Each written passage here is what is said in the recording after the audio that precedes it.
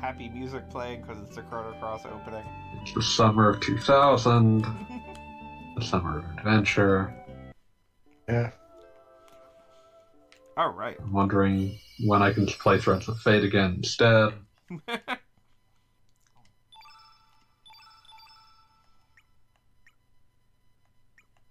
Summer 2000. Yeah, I missed Summer 2000 completely. That's probably fine. Yeah. Much. Summer 2000 was my last summer before college, or I guess my last summer before my senior year. That's actually accurate. And I don't want to hurt you by saying how old I was. I know. I am well aware. I'm just saying.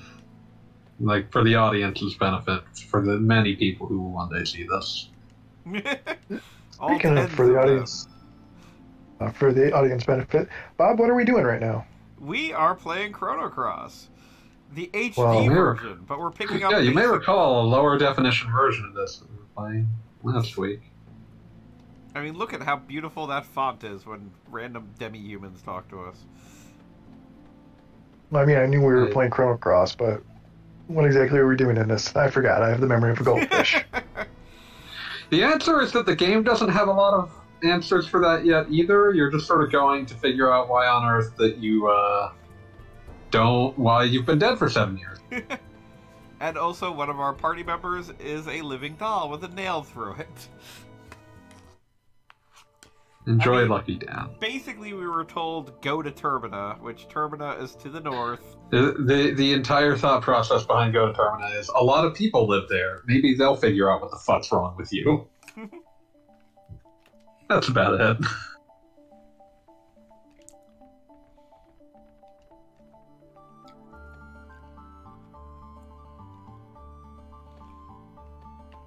And here we can fight dogs. But why would we? They look vaguely like armadillos, and they must be stopped. We started yet? That's all the heck, man. We have technically started, yes. But we Okay, just started. awesome. Awesome. You sent up the Cali signal as well. Of course. I get the same feeling from these new models that I got from the FF8 remastered models, which is to say... These are some extremely old models with extremely AI upscaled textures. No, that's not what's happened here. These are new models. The geometry is much more complex. Oh. I was going to say they have the exact feeling of if someone had remodeled the game for the PSP and then upscaled from there. I mean, yeah, no, that tracks. I see the it. FF8 remastered models look like they had started from the Dissidia Duodecim Squall model as a base. That is a cruel thing to say. Listen, that was a fine-looking PSP game.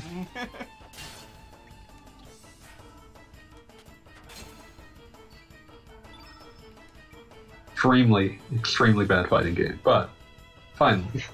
I mean, it was interesting. I mean, like, I feel like by the second time it was no longer interesting. Short shelf life. Shelf life. Okay, so Gogglebop, how do you think of the port so far?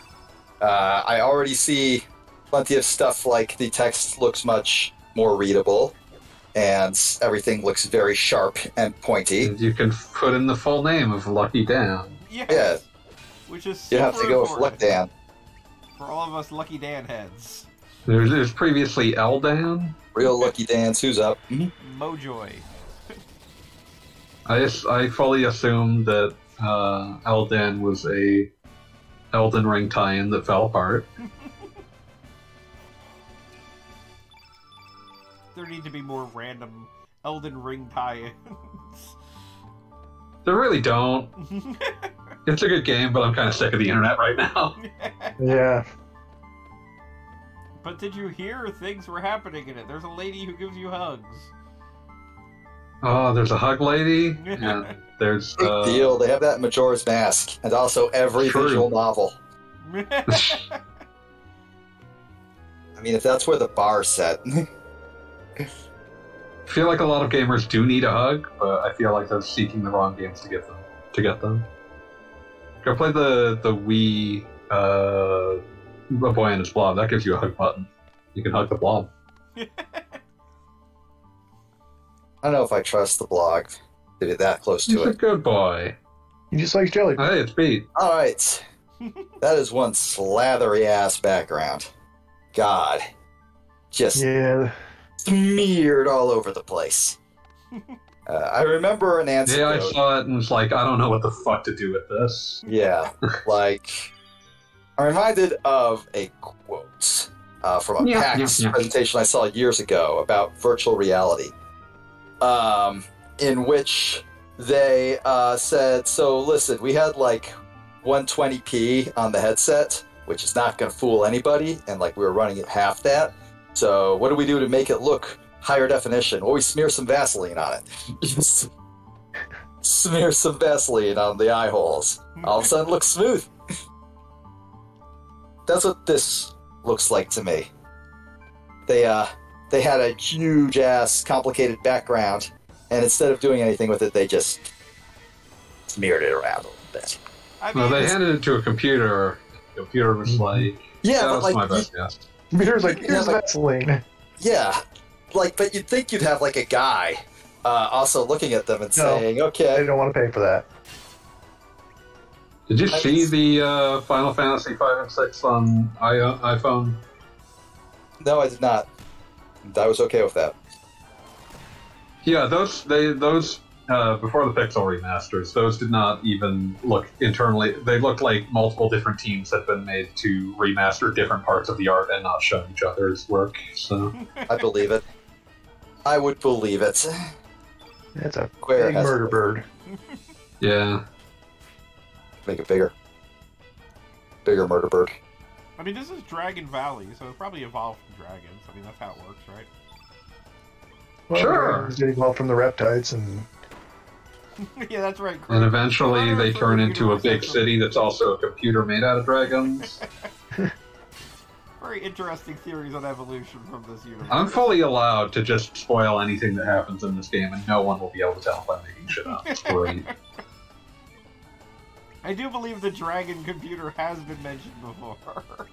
Yeah, but that could be a running joke, and no one will know. Also, plus she's true. showing up in the cutscenes, so everybody's spoiled on that. There's literally no reason to believe anything anybody says about this game. It is that kind of game.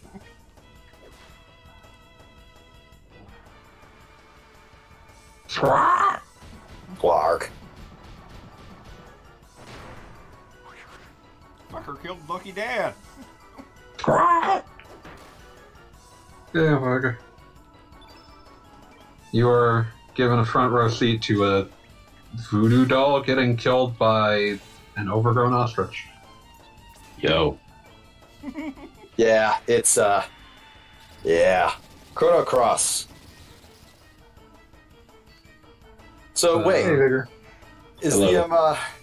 is the HD version not in 16:9? Is it actually in 3:4? 4x3 as God intended. As Yeah. God intended, yes. There was no universe where they would ever be able to get it where it was supposed to be, or like Yeah. they had enough Vaseline to go around. They So have a it choice just of they can put Runs it in a letterbox 16 on by your 9. Switch. That is hilarious. I They love can put it. it 16 by 9, or they can stretch it out. And then Oh, it's like that. Yeah. It's like a TV option. Okay. The ultimate tech pack. I don't think I'm going to survive if that happens again. Yeah. Have you considered running? I'm about Can't to. believe what's her face just died. You're not. I mean, she'll girlfriend. never get a story scene again. What is this here? This is Chrono Cross. You got a link? I'll dump it in stream setup, I guess, because that is the appropriate place for it. Dreams. Oh god damn it! I didn't setup, move I fast guess. enough. No, you can just run again. Yes, I can. Like everything Alright. else in this game, Blog. I can run forever. Goggle Bob Blog. Yeah, yeah, I got, like, I want to say, I think my grand total time was hour, maybe a half into Chrono Cross, but it felt... Basically to exactly where Bob is right now. Yeah, but it felt like either 15 minutes or 700 eternities, and I'm not sure which. What the hell are we looking at? This looks like, is this the HD remake? It Yeah, is, it's the HD remaster. and I feel like we should put that in scare quotes. At the very least, yeah. it gives you the time shifter immediately. That's Yes, nice. I can move quickly as I run back to get my party Yeah, this- healed. This shit looks like it's being played on somebody's grandpa's iPad. Why does it specifically Grandpa, have what to did be they play in grandpa? your day? It's like, grandson, I played Suikoden, the original. I don't know what that is. There I were play that in 108 characters. Roblox. It's like Chrono Cross. He's like, It's like Eiyuden Chronicles 100 Heroes coming to your PlayStation 4 next year. it's like Suikoden. You know, you kids, if only they'd make Gremio gayer, then you'd care. That would be a really impressive feat. But how gay was he? I never played Suikoden.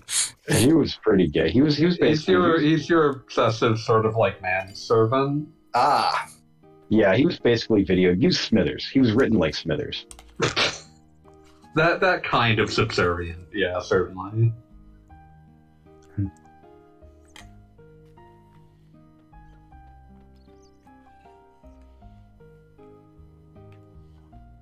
Okay, so take 2 on surviving a dodo bird. I don't feel like you're gonna get any better on this. Well, for one thing, Lena wasn't using any elements, so... Yeah, I don't know where that was coming from. You gonna let your kids You had learn her that like elements in the antagonize an hard ostrich with a streets. spoon.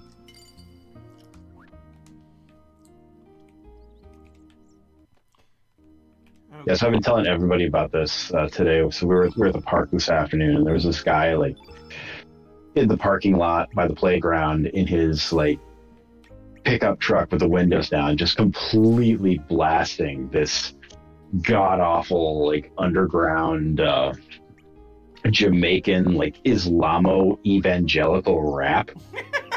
Holy mean- shit. There weren't Fuck enough yeah, sign me adjectives up. now. It was like, and the amazing thing was, it was like rap. It was like someone was rapping in slow motion, like they were planning to speed it up, like the way podcasters Fix do it or in whatever. post. Yeah, he's gonna fix it in post, except he didn't have any. He like either didn't have money for post or just like never bothered to learn how to do it. So it Just got fuck it bored up. partway through opening Audacity. Fuck it, we'll do it live. And so it's just this guy like screaming, and but screaming slowly. It's like he's bellowing, and you would assume that if you bellow loud enough that it would impart like a certain urgency to your words, but no. He's just like, and I just remember like sitting there like, what the fuck am I listening to? Because I'm so used to listening to terrible rap at this park because it's just what happens if you go there. But then I'm like listening to the words, like the hook is this guy yelling, "Rap for Allah, Jesus Allah." Rap for Allah, Jesus Allah. okay. You know what? Into it. You know what? Yeah, I'm here for it. Just this. Rap for Allah, Jesus, Allah. No, that's it. About that simple. He's also bellowing like he's. I think the exact phrase that came to mind Rap was for like, Allah, Jesus, Allah. Allah. Yeah, like you're at a construction site and someone is yelling at you not to touch the electrical equipment. Damn. Do not touch the electrical equipment. Get back from the plugs. Yeah, like that. Except also like there's this very powerful islands accent. The gestalt of the whole thing is just unimaginable. There's so much happening all together all at once. Oh, absolutely. Like You know, I just sit here wondering, like, what is the chain of events that led to the creation of this art? You know, what is the probability of the specific chain of events and decisions would lead to this again? It's got to be astronomical. We will never see this convergence happen a second time. It had to be like an entire sequence of cosmic events. We cannot understand the fullness of what has happened here. Also, I see you're fighting the bird again, but you're doing 1 and 2 damage. It's like, yeah, this is bad. How much strong this bird got? Because I'm thinking it's got a lot of strong, a lot more than you do. Like Bob here is making a calculated series of mistakes. That's okay. I feel like I'm being judged for how I fight my birds. I have follow-up questions. I'm being judged. You're being judged for the fact that you're running out of health and dying. Like, I got questions about how the Ludo side of this game is being handled. Because what I'm looking at here is some Ludo narrative dissonance in which a guy with like a fucking kayak paddle is taking on. He's just getting. So I'm gonna like say that like this game definitely dodges Ludo narrative dissonance by essentially having no coherent narrative to speak of. I was about to say there is no narrative. So it's like anything could happen because nothing mattered. Like, we live in a world of infinite possibility. It's true.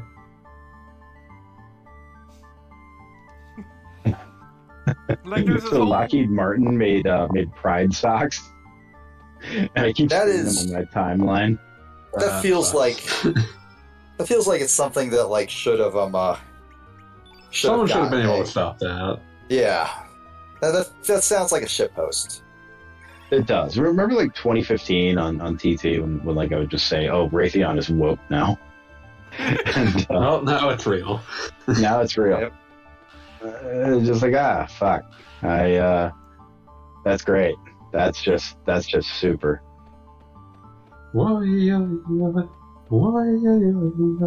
Okay. I technically picked up 2 parts of party members here. Now I'm ready to go.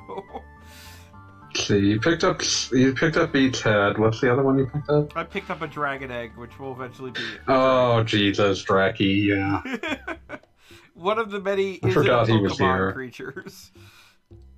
Like Draki, Neofeo, Turnip, like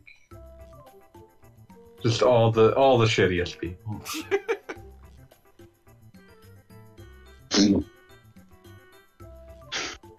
Fanboy, your Dave Halverson Donald Trump promo was just, oh my god.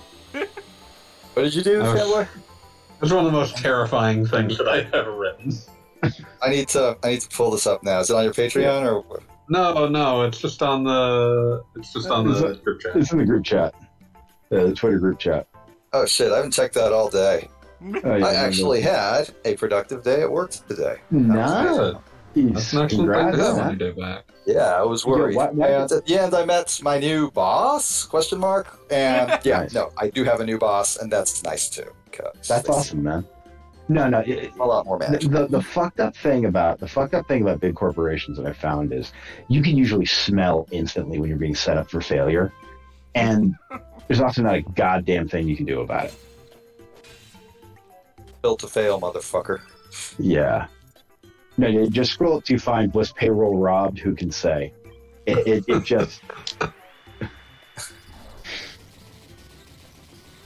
Who can say? Who can say? Well, because like when I saw that post about Trump talking about Gamers Republic, I'm sitting here and like, okay, how would Trump try to own Eric C. Milonas? And it just I couldn't do it. I don't know enough about Eric C. Milonas except that he's short and apparently he's short and does not have the best reputation. But I'm like, there's not enough here. There's not enough here. Donald Trump could sniff out his human weakness, but I just don't have it. He Well, would, thank you. however, Okay. he would just like wax Rexonic about how beautiful Nick Rocks is, though. He's just like, Nick Rocks, he's incredible. He's beautiful. He's so handsome. He could be a movie star. He's so handsome. Incredible with the layouts. The layouts say, "Oh, he's an artist. He's an artist." I'm fucked up every time I remember that, like, game fan people still exist. Like, they didn't wink out of existence the second the magazine did. It's not Nick like Rocks some is still running around. It's like some Mandela effect where they all went to another timeline, you know, where somehow it's still 1999. It's still 1999, and they're still all drag racing to see who can actually cash a paycheck before payroll runs out of money. Holy Yeah. shit, fanboy! This is inspired. I just found it. I'm so sorry. Just amazing. Just, I am in awe. Yeah, when I saw that, I felt like Salieri, man. Just like, oh, what am I doing with my life?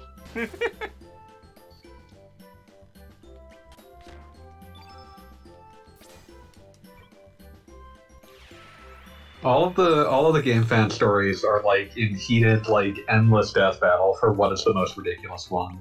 But I'm still very glad to always get the first hand to hear the first hand account. No, the Sonic statue's real. I saw it. Yeah. And then, like, you know, just hearing the thing about Game Fan was that they. What's that old quote? You know, the future's here. It's just not equally distributed yet. Yeah. Like Game Fan was basically, you know, our 20s staring us in the face. It just wasn't equally distributed yet. You know, the drug addicts, the incels, the guy who got a Japanese girlfriend, and like everyone else would not stop staring at her. Oh God, that is. Oh Lord. That story. Fuck. Yeah, I remember that one. That was truly next level. I just remember like the like forum thread that I saw from like the late aughts, early 10s, where a bunch of Game Fan ex-editors Oh yeah, came together that was to classic reading. discuss that, and it's just like, oh, the guy who dropped acid in the coffee pot found Jesus. yeah. Like, but I'll always remember that because he like starts posting, and his like you know, forum icon, whatever, profile pic is his avatar, his fucking avatar. Gotta be old school here. His avatar is like the Ichthus, you know, the Jesus fish, and his sig file is just this big photo, you know, Photoshop macro saying like Jesus loves you. It's like, oh yeah, this guy found God. This guy found God with both hands. Like, when I say found Jesus, I am not speaking in a figurative sense of cleaned his life up. I mean found Jesus. Oh yeah. And no, the funny thing is, like, the only other time I've seen like that vibe is when you get a bunch of like ex-military guys who are in the same unit in some, you know, talking about like kinda. They're all exchanging war stories. It's like, oh shit, yeah, you guys were in the shit together. It's like the fucking like layout guy who like was the one that finally pieced together that, oh, Halverson sold like percentages of the magazine's ownership, and he sold way more than 100%. Oh, yeah. God. I want to say it's fuck. It's not VG Museum. I think it's Hardcore Gaming 101 that has the complete archive of the Game Fan thread, which is amazing. That's hilarious. I'll have to check that out one of these days. Yeah, I've read it in full, and it is a nightmare. And then I'm like, oh wait, I actually know guys who've known these people in real life. That's terrifying. Yeah. No, I think Like about, being Raider. fewer degrees of separation there is like terrifying. Oh, I think yeah. about Raider working there and being like 19 years old. You Yeah. know? It's And just an extremely 90s game magazine thing. yeah, you know, and then, you know, Raider just being like straight up, being like, oh yeah, no, you don't understand. Like, I was. Raider says, I don't understand. I just acknowledge that I do not understand. That perhaps Yeah, I yeah. cannot understand. I don't want to understand. You know, Yeah. I'm Understanding is beyond my ability. just here to die laughing at the stories. to know that there was a dude out there who wanted to fuck the girl from the Wipeout XL ads. Oh, Jesus. I mean, there's a guy out there who wants to fuck literally every girl. That's true. But like That's that true. is a specific fixation. That is interesting. Like that's not a shared cultural fixation. Yeah, like that's not something that like that's not something where you have like a lot of people in your corner going, yeah, man, yeah. Well, You usually like find a forum at the time that's like obsessed, but no, not this. Also, I'm very distracted by the portraits in this port. Just to drag back to the game very briefly. my They name are is Kyle. Yes, So Kyle. I'm very distracted by the portraits in this port because they're Yeah, like why some is- of them are drawn to look like they've sort of expanded out the size. Okay, of what wow. you can I see just of the saw character. the bar dragon sign. God, they really did just throw this into the upscaler and Yep. say, God have mercy on its soul. And not even a good upscaler. This looks like a fucking Game Boy game running on 4X quality, Yeah, it does. This is where they just blend exact colors together. But the portraits, holy shit. so these So, things look like they dropped they- them in here from a Tales game, and They bother me because like some of them are Yeah. posed the same way as the old ones. Like Blend's posed like the old one in a way that's like, oh, you sort of like went with this idea of like, oh, you're seeing more of the portrait than you saw before. But then a bunch of them are just like, this is just a completely different, unrelated piece of art. A question for you: does everyone still have like the completely ridiculous accents? Yes, it's the only thing that differentiates. I was most going to say, of them, so how they could have they to. take them out? Like the lady who throws the umlauts everywhere. But the problem was like when my college roommate played through this game, he's fluent in German. Oh, And so no. every time she opened her mouth, he could not stop just howling about how god awful the umlauts were. It's like, this is unreadable. There are like 40 characters, and there are at least 10 of them whose accent is so distracting that they are essentially unusable. So We already I'm have actually Puzzle. not actually remembering who has the umlauts. There's an entire clan that just adds cha to just about everything, and they're all Oh. unreadable, in my opinion. Or That like dog screaming Poshul. With their list. and like there are a lot of characters in this game who are just dog shit. They're like you could Literally. comfortably cut out like even if you wanted to keep like a bunch of characters, but you just wanted to keep the good ones, you could comfortably cut out about half of these and not lose a single thing that anyone should care about. See, this is where Suikoden. Suikoden. Yeah, Suikoden is superior because like you cannot trim a single one of those, stars. How many stars are there? 151? 108. 108. 108, that's it. 151. That's wrong. That's Pokemon. You can't trim any of the alcohol from that 151 ROM. It would be a crime. No, the 108 Wrong. stars. You can't cut. Okay, you can cut maybe like there's like 5 flying squirrels you can recruit. Okay. Yeah, but You- none of those are Stars of Destiny into. They're not. You're right. They're not. You can't cut a single Star of Destiny because every single one of those characters is adding something to the game. Suikoden has an understanding that its characters fill specific roles, whereas Hell yeah. everyone in Chrono Cross is supposed to fill the same handful of roles. Yeah. That's dumb When I shit. found out that the game was using a fucking word filter to just like differentiate the characters, I felt betrayed. Wait, It really? saved a lot of text off the disk. Not even betrayed, just like of course. You And it really was- are like, nothing. I was You also aren't even a pissed off character. You aren't about even it. speaking. Yeah, it's like none of you are fucking real. None of you even fucking. It's like in Chrono. If you had in Chrono Trigger, if you had a favorite character, you just took him everywhere with you. I love the robot. 'cause they The would robot always went have everywhere something with to me, say. right? And the robot always had the robot's perspective. Oh, These yeah. guys, just whether or not they're gonna say it, like if they draw out their V's or whatever. And The robot think speaks about- umlauts. yeah, no, it's awful. It's hideous. And the thing is, like, the characters don't even do the thing. When you look at them, they don't do the thing they look like they should be able to do, right? Like why is the Frey Tormenta character a caster? Like if you're going to give me a big burly, like he should be doing like fucking like pile drivers and shit. Yeah, But he couldn't even get that right. I mean, he's fucking Frey Tormenta. Yeah.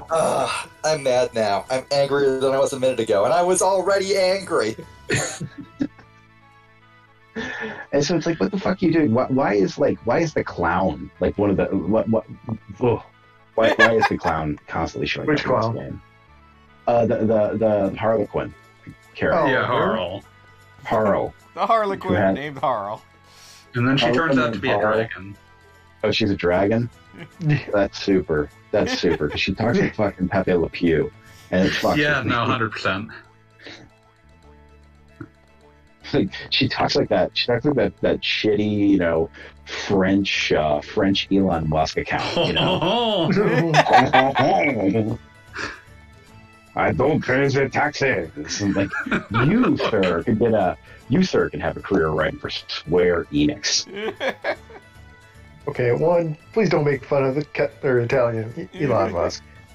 Telling Elon Musk is perhaps my favorite stupid Twitter. He's Because- the calzone in the space. Yeah. You don't want to Okay, pay for that. Sacrifice to Elon verified Musk. account for that. There is also French Elon Musk. There's French Elon Musk has like 5 posts, one of which is home. I don't pay taxes. I mean, yeah, okay. I feel like it's getting outdone by Italian Elon Musk by a huge margin. You see, Italian Elon Musk is a getting stupid character. himself banned is the true power there. For supposedly faking an Elon Musk profile because there's like a million guys named Elon Musk or Elon Husk posting underneath every Elon Musk post saying, and if you want to get in on this great Bitcoin deal, Click this link. Only apes nicked. only apes, they're gone. They're gone. Yeah, the saddest, the absolute saddest short story in the English language is no longer, you know, for sale, baby shoes never worn. It's now only apes gone. God. Every time I look at this game, like, you can actually do pretty sick AI upscales, right? Like, Yeah, it's you doable. I've seen them. You gotta like run it through. You have to like run it through a number of times and tweak it a bunch. And the whole point of this was to be cheap, so they didn't. Yeah, but like, I don't know. Like, I Here's the problem, though. cannot They could've- imagine that it's going to. I mean, it's Chrono Cross. This game has, for better or worse, a significant amount of clout with weird fuckers. Yeah. And none of those weird fuckers is going to pay enough to make that process make sense monetarily. Yeah, but like, I could see enough of them just absolutely losing their shit for long enough to make some sort of impact. That's the thing. You could have just handed this game to any random collection of weird fuckers on like, on any like. Could have just gone to Talking Time and said, "Hey, we want to do Chrono Cross HD." They would have made that shit for you for free. No. Literally, I can just see in my mind's eye Kishi like tying one of those kamikaze pilot hachimakis, you know, across their forehead and just starting to code instantly. And, you know, in 9 months, there would be like a dusty skeleton hunched over that keyboard, but the game would have been fucking perfect. Yeah. Or that guy who did Majora's Mask HD. Like, personally up-resed every single fucking texture in the game. Insane amount of effort. And it looks gorgeous. I hate him! Fuck! Oh, Sorry, it's not Korcha. Ouch. Yow. Who you see? Oh, Korcha. Oh, God, you. this mother... Okay, weirdly, Ouch. like, the backgrounds are, like, the most slattery kind of slattery ass, but somehow, most of the portraits I've seen, I'm flicking back and forth between They're just windows new because art. I Like don't they give a just shit. got the portrait. That one, though, and looks do like it got, like, AI upscale. That one looks slattery. He's got that. Yeah, I would imagine that it was mostly the primary characters that got new art. Yeah, like I could see them saying, okay, I guess we'll draw Serge but nobody wanted to draw if I'm like writing up like a budget proposal for this game, and I get to the point where I'm having to like write down a monetary total for like, well, this would have been a lot cheaper if we hadn't paid the original artist to redraw Korcha. I'm probably just gonna have not pay the original artist to not draw Korcha. In fact, I'm going to charge the original artist for me having to redraw Korcha. Frankly, I think there's exactly one person who ever wants to draw Korcha, and whoever they are, they're long gone now. Nobody will talk to them anymore. They're Yeah, just free. That's fair. His Get ass out of the just will. got did. You know what? He was like he was like walking the streets in Chicago, and someone was like, someone like sees that the Korcha artist is walking, and is like 100 dead ops, and just gunned his ass down right then and there. See, like I'm picking up what you're putting down, AV. But the way I envision it is the guy just gets like grabbed from behind and thrown through a car window, and then quickly repositions so that his head is between the car door and the car door jamb, and just slam, slam, slam. Oh Just yeah. disgusting death. Just absolutely horrifying. Completely 100. Yeah. 100%. Oh, hey, it's Snake Lady. I forgot about her. Snake. Oh yeah, and the guy who looks like the main character from a better game. Yeah. Who is deliberately and directly calling back to as many aspects of Frog from Chrono Trigger as they can, and who has no actual relationship to Frog whatsoever. That's incredible. He eventually Like, deals with a sword that kind of had a deal. Like, you could make it, in a game with a coherent structure and theming, you could make him a thematic echo of Frog, Yeah. but they didn't do that. Well, like He even gets a big the sword, later- and then he goes to another dimension and gets it again. the Master Moon. No, the Master Moon's for the protagonist. This guy gets, like, Einhander and Einlanzer. And I just Okay. love the fact that he picks up two of them from two different dimensions and is Einlanza. And, like, Well, that could be got cool, all too, behind. but again... they don't Also, did really any do of us much with it. acknowledge Brakeman in the chat? Because we should say hi to Yes. Brakeman. Hi, Brakeman. I thought I Brakeman. had, but maybe I didn't. I definitely did not, and I felt bad about it Hello, Brakeman. because I Well, like the thing- Brakeman. Brakeman's The all right. thing that kills me is that they even like did a name check of Einhander, which should be cool, but still just nothing. Man, why isn't Einhander HD available anywhere? That's all models. No, Just do no, that. fuck that. I'm not gonna let them touch Einhander with the hands that made this game. I mean, I hate to say it, but they tried to bring it back in Kingdom Hearts 3 of all things. The guy who made Comic Sans replaced with the guy who drew Korcha. That's it. That's it. The disease is inside you. They did get the few remaining people who had worked on Einhander to make the gummy shit bits of Kingdom Hearts 3. They did. They did. Yeah. That's pretty dope. That's kind of He's cool. not going to give me That's what happens when your game is being, like, pulled together by one of the last people there from the fucking, like, PS1 era. So they brought in like the Robert E. Lee of Square Enix, like, and then the Einhander guy's like, "Oh, Virginia stands with you, sir." Just, I mean, guys, and they put Square Enix it we talked into, like, a about. They don't really just bad give you one. minigame from World of Final Fantasy. Oh, Oh, Lord. yeah, I forgot about that. I didn't, sadly. Oh, it's Korcha again. I hate him so much. He shows up remarkably often in these early bits, and thankfully he just sort of disappears right after the point where he gets pissed off at you for saying, "I don't know how to cure kids, so I'm not going to bother trying." Is it possible to, like, not have people join your party? Like, can you sidestep that? Can you just You be can like... sidestep some of them, but so much of the game, like, you don't have, like, a reason to do anything, so usually, like, they will drop a character in your party who has a reason to do something. That sounds like you're giving that's- Chrono Cross a lot of credit there. I'm just saying, like, you will get someone who has a goal. It doesn't have to be a good one, but it's someone who has, like, something they're attempting to do. They drop them in your party so that you vicariously have something to do, because there's essentially no sinew, like, connecting any of this.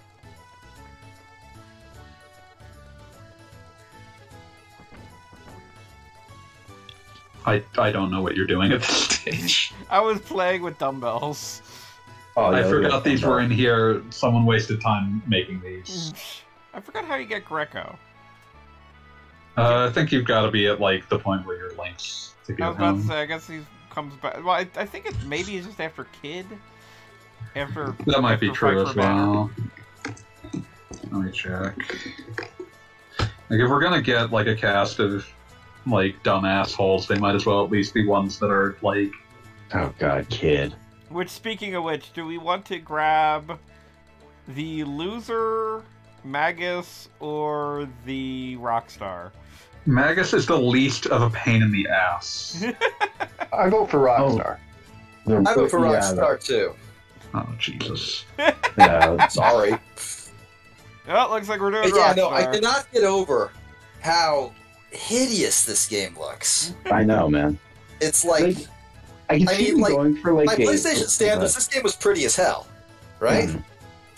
I would be like happy if they just like dropped in like 10 times the size of the original like PNG files. So like now it's all pixel blocky. I'd be all over that shit. But this is just, God. For the record, you just need to talk to Greco after finishing the Viper Manos. It's So it like is after it's like when Viper Man. GTA it's like when they just gave the GTA series definitive edition shit, and like all of the like dirty jokes were lost because the AI couldn't tell the difference between an L, two L's, and an H. What? Oh, that, yeah. You'll never be able to read the marquee that shows that the theater's showing the King of Ass.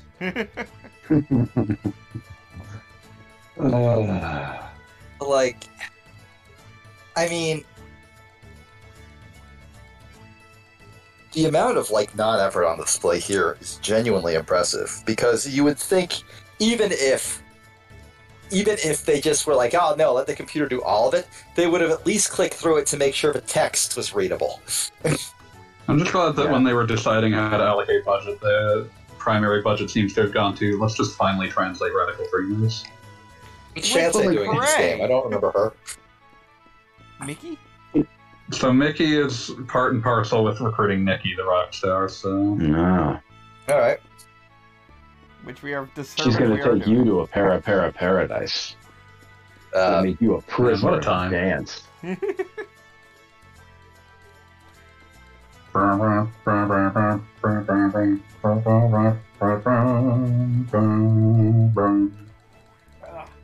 Alright, time to head off to Mushroom Forest, or whatever the hell it's called.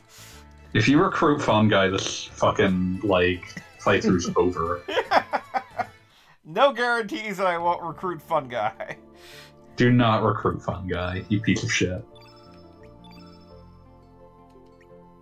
He's I mean, real he's a fun guy. He That is how grills they on spelled you. it, yes. I mean, cool. I guess. I'm going to show you a picture of Fun Guy. Make it And you work. are going to have to live with that image forever. I mean, I'm Throw it just. I assume that like he just looks like fucking Toad. Oh, you wish. You wish. But are we not just gonna say like, oh yeah, he grows on you, and just keep working that But, line? 'Cause- No, because if you fucking look at this, you will realize that he grows on no. all right, where are you dropping this? Where are you dropping this? I dropped it in general. Toss it in general, and good God, somebody drew that, and they drew it on purpose. And is it supposed to look like the flesh in his wrist is just gone, held together by a piece of sinew, or is that just like an accident of the shading, or is it like I a spot? don't know. I think it's just supposed to be spots, but Yeah. it looks horrible. I hate his like half neck that he has. Yeah, It makes him look like Brock Lesnar. I hate his hand. Who do I pay to like fucking Photoshop the broadsword tattoo onto this horrible man's chest? Oh my God, yeah. I mean, I don't think no. there's enough money in the world for that. Sorry, man. I spent so much money on this commission. It's like you never get to retire because you put like $650,000. It took convincing someone to do this. Worth it. God, I hate him so much. In a game full of truly just dreadful character designs, Fun Guy might be the worst. This It's like him and fucking Korcha and a couple of the other like real shitty ones. I love that you can have a list of like 5 characters that are the worst. They are all in like a death struggle. And you won't be wrong about any of them. I mean, Like, that's it's one of- really it, isn't it? It's just, no matter how far down we go, we can always go deeper. I mean, I there's would always love more to shit. see Mhm. how fucking shitty the 20 characters cut from this were. There were 20 characters cut?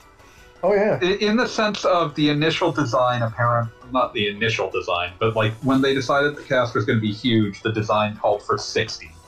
Wow. Good lord. You know, you gotta I mean, figure, like, at that point, they're just like...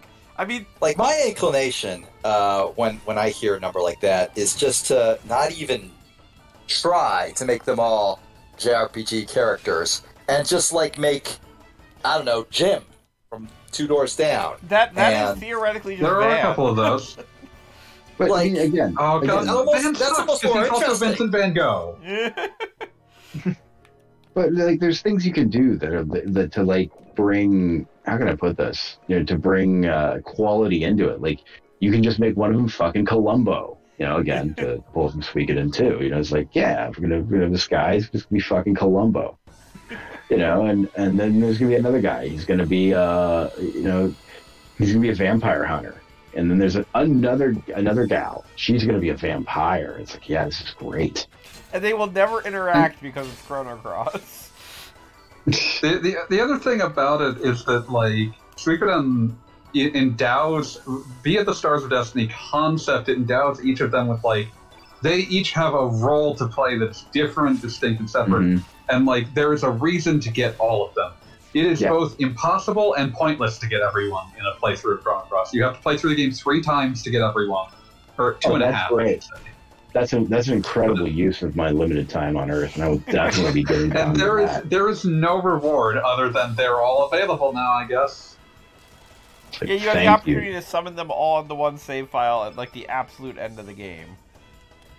Yeah, like it gives you no like Suikoden, because of the nature of the undertaking. It's like, oh well, you get something. Like the game substantively changes through the mystical concept of like these 108 people being together. So like it's possible for, you know, I don't want to spoil the stories of good games, but it's like it's possible for a new and better outcome here to happen that would not have happened if these 108 Stars of Destiny had not come together. All right, I'm actually watching the stream again, and I see my kid is in the party. Was Yep. this inevitable? Yeah, you can't. You can say no again, but I think she still sticks with you for this like scenario. This section is it's kid required because this is the part of the game that's Radical Dreamers. Yeah, like Radical Dreamers is just the Viper Manor section, which is why it's probably the most interesting, the most coherent. It has like the most obvious setup for the actual plot, and like Radical Dreamers is weird because it has alternate universe concepts all over it as well, but its ideas for what to do with alternate universes are wild and crazy because it doesn't have to illustrate very many of them. So it's like, in this alternate universe, Lynx is not actually a Catman. He is like a base octopus that is being hunted by Guile because Guile is actually like a science fiction space policeman. Okay, I have to share this conversation from Discord. Kishi popped in and said, "Is Gogglebob actually streaming Chrono Cross? Is that what's happening here?" And I responded, "Gogglebob is actually streaming Chrono Cross. You can join us if you want." And Kishi just says, "Christ." That's about But right. yeah. I mean, Kishi did say that they only play good games, and this is Chrono Cross. Kishi is not a Chrono Cross fan, but yeah, Brakeman points out that like the concept of like a vampire character in Chrono Cross could be interesting on the basis of you could have the universe where they're a vampire and the universe where they aren't, and like that's the thing that's frustrating about this entire endeavor is that the point of having all the characters is to contrast them, but it doesn't do any meaningful contrast work. Things just, like, most characters, and there's ways for this to be interesting too, most characters simply don't have much difference. Yeah, it's like, what if you had a character who completely sucked balls in one timeline, but sucked Lucky ass Dan in is another right one? there. But Lucky Dan, there is no Lucky Dan equivalent in the other universe. You cannot find him in a trash bin. Ugh. But Wait, I thought Lucky Dan, didn't Lucky Dan get a name change, or did they change yeah, he was it? changed to Mojo. Okay. But I When you changed complete it his back. character quest in Japan, he changes his name from Lucky Dan to Happy Dan. And Ooh. in the US version, his name is changed from Mojo to Mojoy.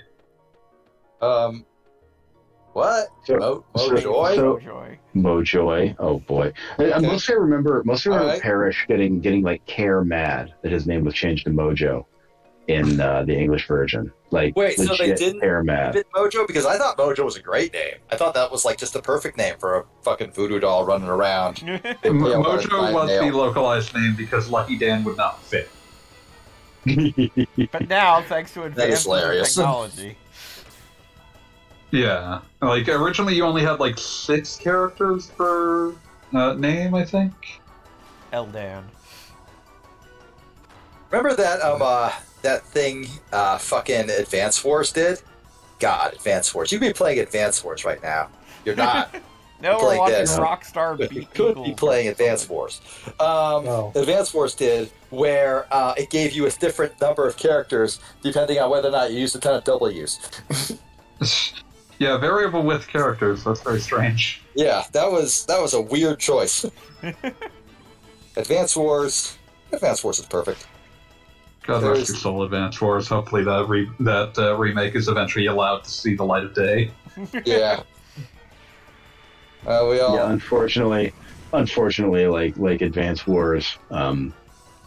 How can I put this? Like the first game, the first time they tried to remake it, they get halfway through it and they realize that the scenario is just straight up Syrian civil war. Like, they're not even trying to hide it. Like one of the factions is the Lion of Damascus. Advance Wars is one of those things where, like, the first one came out on, like, September 10th, 2001. That is Fuck yeah. that is the Cursing. worst timing imaginable, and then the remake came out right when Russia declared war. It didn't Right. come out. Like, I they was about to say, they it wasn't realized coming what was about to happen, and were just like, Yeah, they we're saw- postponing this indefinitely. They saw the writing on the wall and were like, no, we're Yeah. not doing that again. And it's like, all right, guys, why does the My wife back just of got this home. box? Give her- Sure. It's like, what, guys? Why does the back of this box? Like, why is this back of this box calling for the anointing of base Russia and the downfall of Western cucks? Yeah, this was written in a different time. It's written in a different era. Oh God! Advanced. That was one of those things where, like, once I saw, like suddenly the need to push out Advance Wars, like, suddenly everything about why they just do not like touching that franchise, like, slid into place, because it's like, it doesn't matter how cartoony you make it, anything that's approximating like a cartoony modern war is going to become a marketing headache at some point, and they don't want to deal with it. They can Yeah. deal with any marketing headache that they get from, like, Fire Emblem for being, like, skeezy and, like, horny, because that's, like, calculated and known. Whereas, like, something with Well, Advance Wars, it's like, fuck, suddenly we can't even fucking release this. Yeah, it's true. Well, because Fire Emblem is just like very horny chess, Yeah. Whereas, yeah, Advance Very Wars is horny. like very horny chess, whereas Advance Wars is, yeah, like you said, even a cartoony modern war application. It doesn't even have it doesn't even allow you to have the fantasy elements of, say, a Call of Duty, where you're just like smashing army men You're the together. gung-ho man who shoots things. Yeah. Especially since, like, our entire civilization is so insane that you had tens of thousands of people who are like, you know what, I'm going to show, like, the a literal sexual war crime against a toddler on my Twitter timeline because this is somehow helpful. I came back. Society is insane. I came back at a very weird moment, didn't I? We were just discussing the hell of the cultural context that makes Advance Wars kind of a radioactive franchise. Yeah. Yeah. But yeah, like it sucks. I like Advance Wars. I think it's neat, but like I said, like suddenly, like everything about this, it's like when you get the exact example, it's like, oh yeah, that's why they don't like to touch this anymore. But hey, you recruited Nikki. I believe Nikki is named Slash in the Japanese version. So that was the name of somebody else. Yeah, well, they renamed someone else from like mayonnaise to Slash, so it's like, well, if you're gonna name that particular character Slash, I think it's a little on the point here in the U.S. They could have named him David. Why? Bowie. Yeah, I'm also curious. Bowie. Yeah, sure, why not? Oh, yeah. Why did nobody immediately get that? Because I was wondering why you were calling out my name. Fuck you.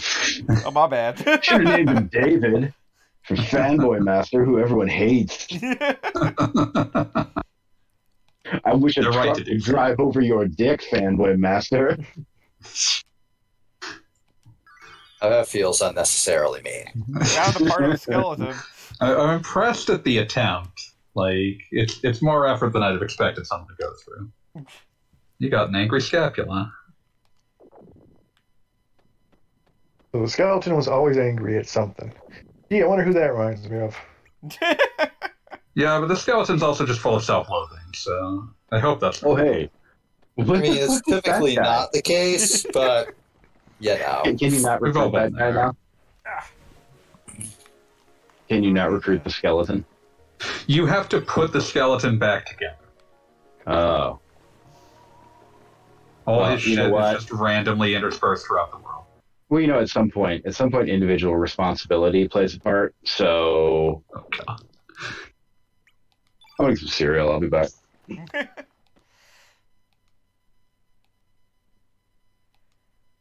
Leaving my scapula next to whatever the fuck this is with self-care. Oh, what's in this old notebook? All right. I don't remember what this is or why you're doing it. I have to lure one kind of plant into another kind of plant. Did Nikki demand this, or did someone else demand it? Like, I gotta use the aroma thing somewhere around here. I thought I just had to use it on that weirdo, but maybe not. And you gotta use it on the spiky plants. The spiky plants. Thanks, Jeannie. I didn't want to have to look at it. This is actually the one scenario that I did last, so it's like least in my brain. That's why I always did Guiles. Like everything, like the other ones have complicated bullshit, and Guile's just like, let's go. You have to avoid getting eaten or having rocks fall on you, at least. That's visceral and obvious. This is bullshit. Hi, Calscrub. Yo. You just recruited Nikki. Is this the HD version or no? You look at how smeary it is and you tell me. It's so fucking ugly. Okay, so you got the red bulb following you? Oh, you got the green one following you. Okay, so go down to the cave that you found Nikki. Oh, because we have to give it to the individual thingies. Now it all makes sense. Well, now you get the light green following you. You gotta give that to the, yeah. Is this the same color? No. No. God damn it. The red one's at the very beginning of the... Yeah, I remember seeing him on the way in. It looks like it just has like it's being run through through an emulator. Yeah, no, it looks. Baby. I actually said it looks like they just applied the 4X setting that you have like on most Game Boy Advance emulators for this, where it just lathers the pixels together if they're the same color. What? Don't give him the green one. You gotta give him the red one. The one in the cave gets the red one? No. The monster that's blocking the way, you gotta give him the red one. What do I do with the other ones? Just let him go. They ain't doing much. Okay. Whatever this creature is, I hate it. Nothing happened. Gotta feed him the red. So, like, do the other guys have, like, purposes? Yeah, they trigger the boss fight. If you give him the red one, you don't fight the boss. Okay. So the one that's the furthest away is the one that's quote-unquote saves you time. Yep. Okay. Yep, I see how this is working. Turning on the old fast-forward ability. I mean, I'm So, honestly surprised he didn't already have it on. I'm still enchanted by the concept that it's just All they right, just see, give you the fast forward the original game had in a new game. I think I can also hit, like, R3 or L3 and instantly everyone will be a level 100. You're tempted by that, I can feel it, but we should understand. This is not a hard game, and we should understand how its progression. I mean, I will functions. likely use it once you start fighting the dragons, because some of those fights are bullshit. When did But- Chrono Appreciate Cross that come Kishi out? followed up Christ with respect. I want to say 2000. It was later. That was later. 99. 1999. Japan, Yeah. 99, 2000 US. Yeah, because it came out after the Summer of Adventure, but before. I love that the Summer of Adventure is like this great generational understanding thing. Like, okay, it was Legend of Mana, we get it. Well, it wasn't And it just was also Legend Threads Mana. of Fate, you Philistine. It was Threads of Fate, and it was a baller little butt pack that you could get. And, the, and When's the Threads of Fate remaster coming? I mean, it's Yeah, mostly yeah. like barely textured anyway. Hopefully never. the thing I'm fucking salty about though is I didn't keep my Legend of Mana music sampler because That Legend of music's Mana, yeah, Legend of Mana had, bar none, like in my opinion, best music of Square title ever. There's a fair argument for that. I'd probably place in top 5, but I wouldn't call it the best. I mean, it was definitely really good. I mean, it was really up there. can't, Like, It's there's a no really accounting for taste. crowded. It's definitely in a company that had like some really great musical output, especially at the time. It's very high up there, which is certainly not faint praise.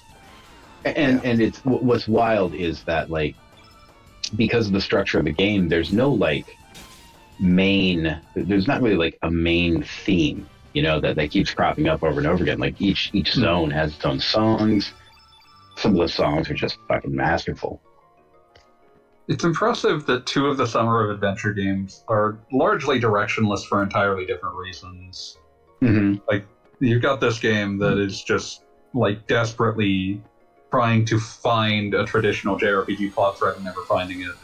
And you've got Legend of Mana, which is essentially built in such a fashion as to actively, like, be hostile to the concept of a traditional narrative arc. One of the, I gotta say, it is not just hostile to a narrative arc. It's also like hostile to like your attempts to min-max it. It gives you the tools. Yeah, 100%.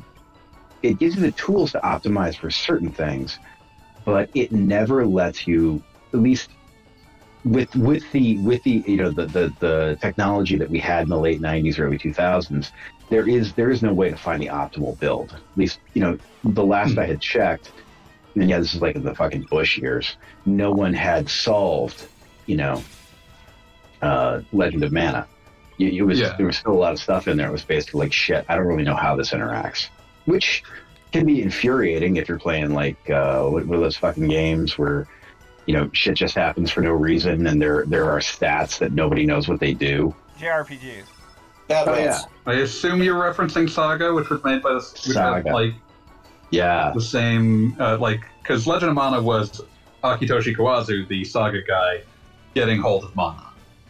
It was, but clearly though, it's a madman with an editor. As opposed to have Saga games, which is just a madman, Kawazu is a person who is making choices, whereas that's what I would describe as the difference between that and this. where like a lot of the things people don't like about Legend of Mana are things that are also observable in this, but it feels like they're accidents in this a lot of the time. Yeah. I mean, I'll admit there are some really you can play Legend of Mana wrong, which is I think an infuriating experience, especially your first time through. But at the same time, Legend of Mana beats you over the head with the idea this is not some epic story to be like savored. This is a toy. I want you to play with this game. Whereas Chrono Cross is this. Chrono Cross feels like one of those prestige motion pictures where they're just throwing together like this absurdly prestigious cast and this, and this script that everyone loves, and fuck it, we're gonna hire like Francis Ford Coppola to direct it, and then they put it all together and it's a mess. It's the new Hollywood of video games. Exactly. It's like Jack. Okay. Oh, fuck. Oh no. And yeah, you can see. I love how you put it. It's like it's directionless. It is an attempt to create. It is an attempt to create like a masterpiece out of like ingredients and pure will, and it just never comes together. He got the skullduggery frame. There's no way I'm not using. Now you that have to for the put rest that of on for forever. beat. Ooh, skullduggery. Like, that is going right on the old wall. Do it. But yeah, like Okay, that by works. all accounts and appearances, Chrono Cross is the work of a person who had 1,000,001 ideas and seemingly either an incapacity or an unwillingness to make a choice about which of them to pursue. Mm-hmm. And that is like, it is a very specific kind of directionless, but it's one that's all over this video game. I feel like that could be like a box quote. A very special kind of directionless. I mean, I genuinely don't have a better one. And hey, Holy shit. Okay. so, I did not know this, that Kato was the guy who wrote Dark Sword of Chaos, Ninja Gaiden 2. yeah. He was also director on Ninja Gaiden 3. He also wrote the Reboot 3, which has just the worst plot ever. Yeah, so this is a man. This is a man for whom nonsense comes naturally. He was the writer on Xenogears as well, which seems to have started as a different draft of Chrono Cross. Mm-hmm. But, God, yeah, it's, Okay, like, Latin Kaitos. Oh my that's God. one of his less incoherent ones, entirely on the basis of that, like, seemingly the Xenogears director is the less insane of the two and the one more capable of reining him in. The less insane. I'm not here to pretend that like Tetsuya Takahashi is not like a madman in the way that many of Square's like 90s directors and producers were, but at the same time he at least has seemingly a better understanding of what his games are capable. Mm-hmm.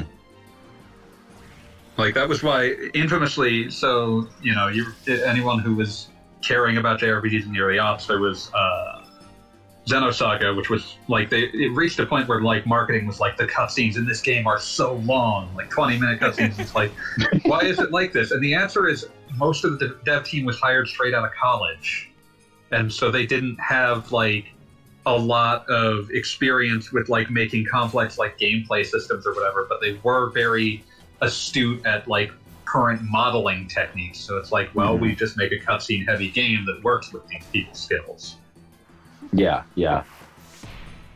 And it's like that's a weird solution, but I understand the thought process that caused it. So what's Lord? Like, So what's Lord Humongous' deal? He looks like original enough character, but you have to be able to recruit him. Zoa? Yeah, Zoa will eventually. Yeah, be part he's one of team. the Acacia Dragoons. We met the first one. That was the one that kicked a dog off a cliff. He's burly and he fights like a pro wrestler, so I assume this guy is a healer. Correct. I don't really? actually remember how he functions. He has an by axe. the time he you- hits things. Like many characters, by the time you actually can recruit him, his relevance to the story is done. So, Amazing. I mean, that's so kind of amazing. their. In fact, in this game, or at least in this case, the Dragoons, literally their story is they don't have anything better to do. They'll join the guy they've been fighting for the last few days. like, Karsh still kind of has something to do by the time he's joined you. But, like, Zoa is, like, I think he's implied to be under the mask, like he's someone that's supposed to theoretically be important, but in a way that doesn't really matter and has never really come up. And the third one's just a little girl. But I think she has, like, a yo-yo or something. A party member. Forget how, and also you have like 40 of them. So who Literally cares? the character that's on the screen right now. The entire reason Nikki wants to invade the manor is to find his little sister. And I guess what? forgot that they were related because it never matters. Yes, and they're also the children of the chimed in pirate to say king that and the mermaid. Xenosaga had a save point in between cutscenes, and Oh yeah, 100%. I mean, like, I don't That know you're why gonna you're do even it to talking be about 20 Xenosaga minutes. You while I'm have here. to. I feel That's like Hideo Kojima level. That's Hideo Kojima level. Innovation there. I salute you, Xenosaga cutscene save point. Xenosaga Episode 1, Der Wills are mocked. The fact that the last one was just like, fuck it. It was the title. Was just awesome. You had so many options. The Like they Spokesaturia. used the will to power. They used fucking Beyond Good and Evil, and they had like a million other things that they could have gone with. They could have gone with like Twilight of the Idols or something, and they just went fuck it. Also, Sprox Zarathustra. Oh my Pull out god! one of the ones that has an actual person named in the title. Yeah. I wish it had been Nietzsche contra Wagner. Just do that. And they completely actually, like, tied it in, so good for them. They put their effort into strange places. That's But- the Yeah. best description. Yeah, I mean, I respect the chutzpah and attempts to make it work. yeah. That's it. At some point, all you can do is respect the chutzpah. Like, oh wow, you just, you know what? If you have to do a stupid thing, then sell out doing that stupid thing. You know, Mhm. go all in on it. If what the fuck? So Coda went on to write the scenario for Shiren the Wanderer. Yep. That plot heavy saga of a I game. remember that game being I feel like I could write that on a popular napkin. PT for like a good 20 minutes. No You idea. have to be really why. into roguelikes to care about Shiren long term. You do. Shiren is not I don't really like roguelikes. And there was this period on Talking Time where if you were breathing, people on Talking Time were trying to convince you to play roguelikes. Yeah, I I have remember the that. opposite problem. Yeah. I hated, like, your old school style roguelikes, and then some asshole invented action roguelikes. And those things set off something terrible in my brain, and that's why I'm genuinely not allowed to play them anymore. Also, No, I'm with you. not only did they I create had action to cut myself roguelikes- off cold from Vampire Survivors. I had to just Oh yeah, can't even I had open to that just game tell anymore. Crypt of the Necrodancer that it was never being played again unless I was working a dance pad. That was it. that's inconvenient enough that you can stop yourself from playing. Yeah, it's inconvenient enough that I can stop myself. Sometime in the future, we're gonna find that you have somehow become very light on your feet. But yeah, I can't actually. Legitimately I can't stand RPG roguelikes. Oh yeah, those things are I- awful. I find them to be like I know it's possible to get good at them, but it just feels like the most arbitrary thing in the world, and I can never enjoy. Like if I did well, it's like, oh, well, that had about as little to do with me as when I did poorly. So Mhm. Yeah, as somebody Which who one was has, the other one that came out around the time Shiren did, where it was like not a samurai but a ninja? the That's other just the horny player one. Ninja. yeah, he's Wait, that's the horny one. There's a lot of Yeah. funny ones. Well, because I got that because someone on TT was like, "Oh yeah, no, this is like Sheeran but easier." Then I tried it. It's like, wow, this game is horny, and all of the marketing is about how great it is to pretend to be a hot chick. And I'm like, I don't want this in my DS right now. I don't want this in my DS. I don't want this in my brain. Yeah, Why do I want to say that one had like some ridiculous, like pack-in or like reserve bonus, like. One thing was a pre-order bonus because I gave it a shot, and it's like, oh, this I still don't like this because it's still like, oh, I can level up every time, but that's about it. It's the improvement here. But God, what was the pack-in? Because it was like the kind of thing that made your balls crawl into your chest. God, what was it?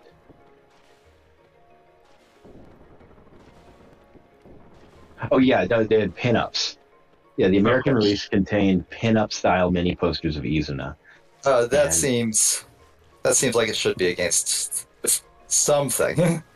Yeah. It's extremely horny in a very generic sort of way. You got like NIS games giving you underwear, so like pin-ups are really like, that one was that was weird. That was really weird. Yes, there was one that had underwear in it. Which one was it? That was one with this guy as I think it was this like guy Pretty 2 or something. Did that, which is I think it was Pretty 2 because that one's called Dawn of Operation Panties or some shit. God damn. The one that I will always, on some level, respect, but then like rip that respect away as cruelly as I can because cruelty is the point at that point. Will be Catherine, which gave you a pizza box with the dude's boxer shorts in it. I will note that I still have those boxer shorts. Do you wear them? Yeah, do they fit? Not often. So that's impressive. I mean, but it's like, it's boxer shorts. Who cares? Like, 10-year-old boxer shorts. I'll absolutely wear boxer shorts until they no longer can be worn. They are boxer shorts. That's what they're for. They have a very specific purpose. But yeah, like it's really. I don't know. But yeah, like that was one of those like TT trends for like a year. It was just like roguelikes. Any single one of them at all. See also wizardry style RPGs being big there for about a year or so. Just wizardry style RPGs of any quality grade at all. We're all gonna get together and we're gonna play Unchained Blades. And then regret it. Sounds about right. That sounds correct. Oh yeah, no, the rogue. Oh god, horny games for Vita is cheating though, because there was that one Vita game. Because like for DS, they had the game where you're supposed to rub witches. And Doki Doki Matcha Shinpan Beloved. Yeah, and then Vita was like, no, I've got an even better idea.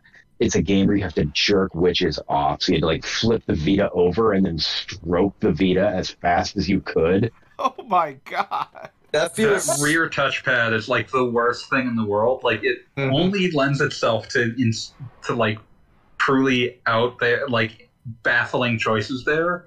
And then every time you're playing an actual game that tries to use it for any sort of functionality, it just fucks you up because every time you try to hold the thing like a sane human being, it like accidentally activates the rear touchpad and something goes horribly wrong.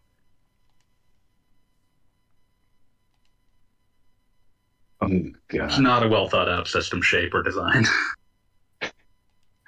Oh man. Okay, just found this Twitter post of the day from Elizabeth Brunig.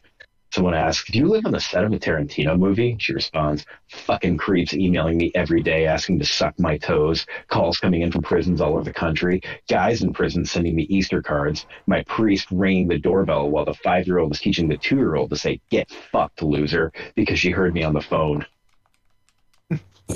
All right. Tarantino's got a style. Yeah. He got a style. Oh, damn, is this a mini game?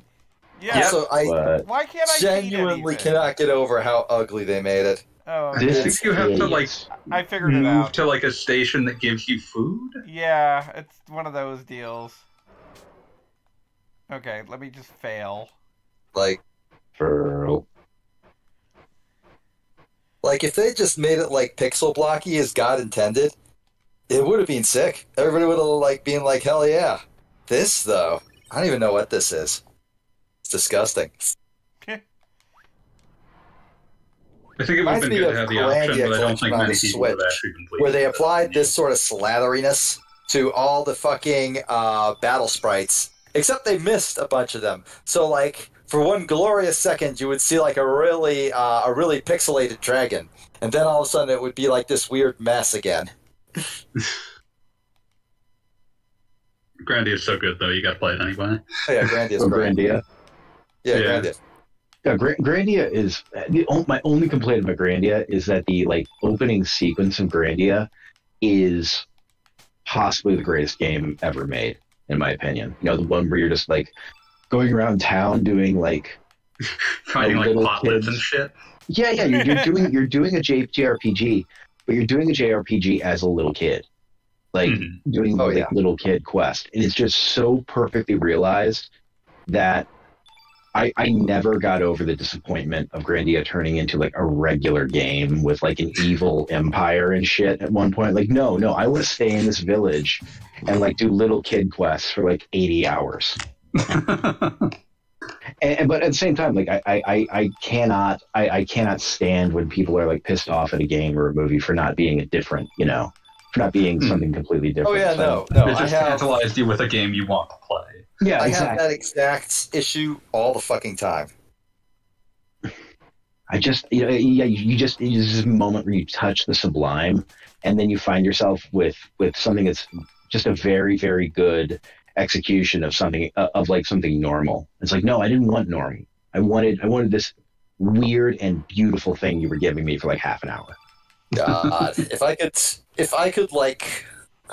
could list off all the times I've been watching something or playing something and could just see with perfect clarity the better version of it that almost existed and then got smacked down at the last moment, I would be here forever because I would never stop talking. There's this incredibly shitty anime from 2002. Well, it came out in America in 2002, so it probably came out in 97 in Japan or whatever. But it was called Sorcerer Hunters. And it's 26. It's 24 episodes of dog shit, and there are two actually really funny episodes. One of them is really early on, but the other one is in the last third or so when for whatever reason the main character is separated from the other main characters, and he ends up in this funky little riff on Huckleberry Finn with him and a talking cat riding a little raft down the river. And I'm what? Why the fuck isn't the rest of the show like this? This is incredible. They can only maintain that for one episode. Yeah, it's true. That's true. I wonder if it was it was written by a guest writer or something. Not the dude. I would believe it. Believe it, absolutely.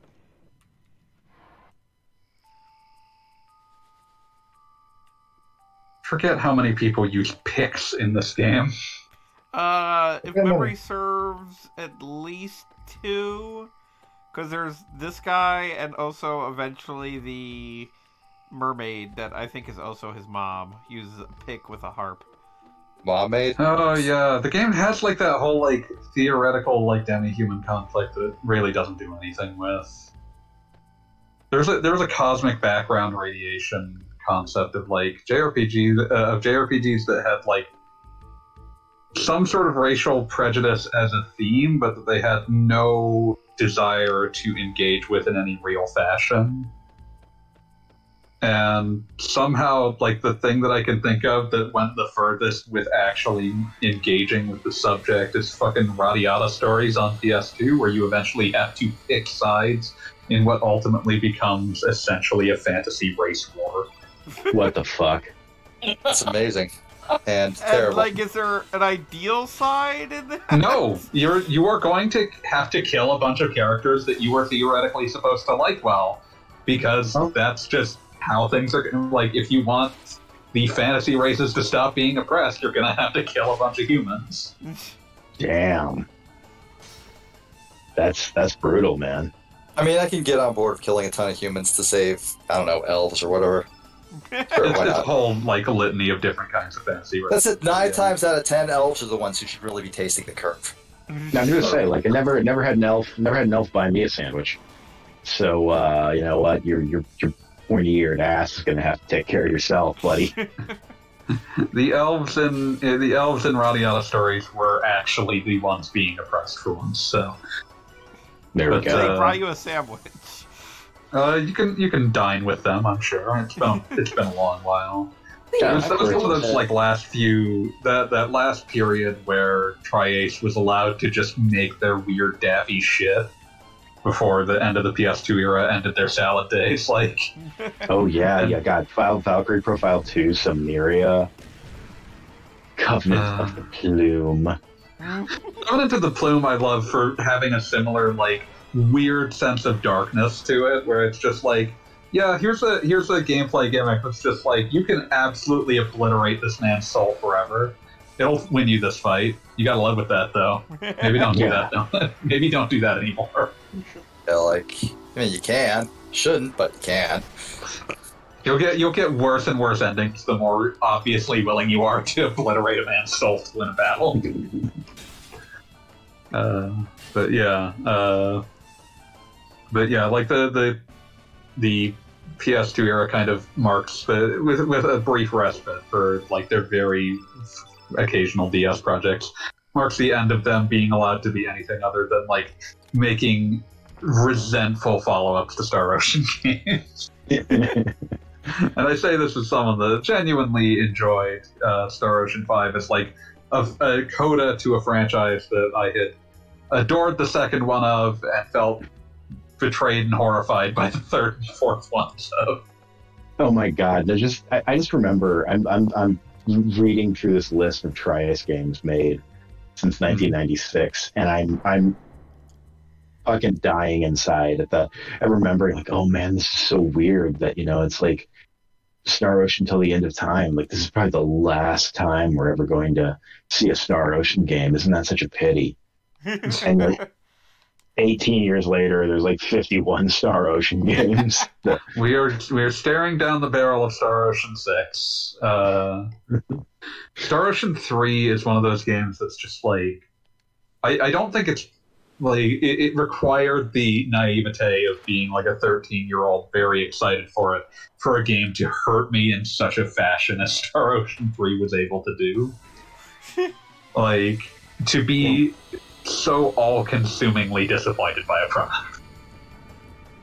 Oh god. Yeah, because isn't the whole thing about Star Ocean that it reveals that the Star Ocean universe is like VR? Star Ocean 3 introduces the retcon that the entirety of the primary Star Ocean universe is essentially an MMO played by four-dimensional beings. That's that is definitely a plot point that needs to be added to this game series. 100 gigantic red 100 emoji floating over my head as I say this.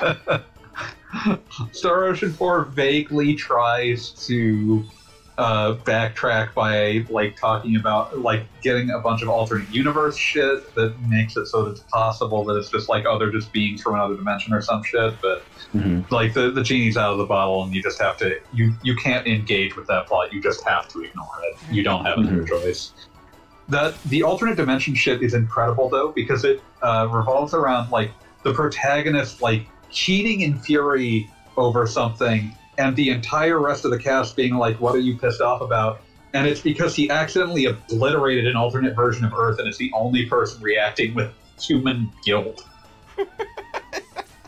There is a section. All right. There is a section where you seem to be transported back to like a 50s like Roswell Earth, and your characters are like from a future where it's like, well, Earth fucking is destroyed. It's obliterated by pollution and completely uninhabitable. Maybe if we give these 50s people technology, they won't. They'll have cleaner energy. They won't completely fuck the Earth's environment. We'll save the Earth retroactively. And of course, the 50s people with this technology immediately use it to obliterate each other and destroy Earth and everyone on it. And you end up, leave that dimension behind. You get back to your normal time, and like most everyone else is like, "Well, thank God that wasn't our path." And the protagonist is like, we just obliterated the entire planet. And the game treats it as like, you just need to get over this, man. I don't know why you're being so weird about this, dude. It is a weird-ass plot point. That's incredible. Wait, so before were you talking about the? I didn't catch the beginning of the context. Were you talking about like the twist in Star Ocean 3?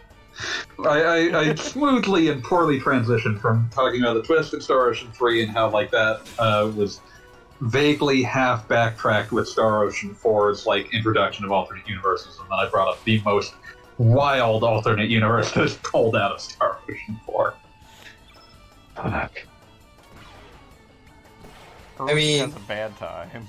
I mean, like, if I were running a game like that, if I were, like, the one, like, putting all that to paper, the entire point of that scene would be the indication that everybody you know is a fucking psychopath, and you should probably do something about that. Yeah. Yeah. But I guess that's not the way it went. Sort of like how in extremely well-renowned game, BioShock Infinite, there's a moment where it's like, oh yeah, you should kill the anti-racist uprising, and nobody, like, not you nor the character, nobody says, wait a second, are we the bad guys? Yeah. Yeah. I was Especially gonna say, since there's a bunch of posters of your player character around in the alternate universe where the anti-racist uprising happens, because the original version of you, not the one from some other jackass universe, was actually a member of the anti-racist uprising and died a martyr. And you're like, fuck, that would have been so much a better game.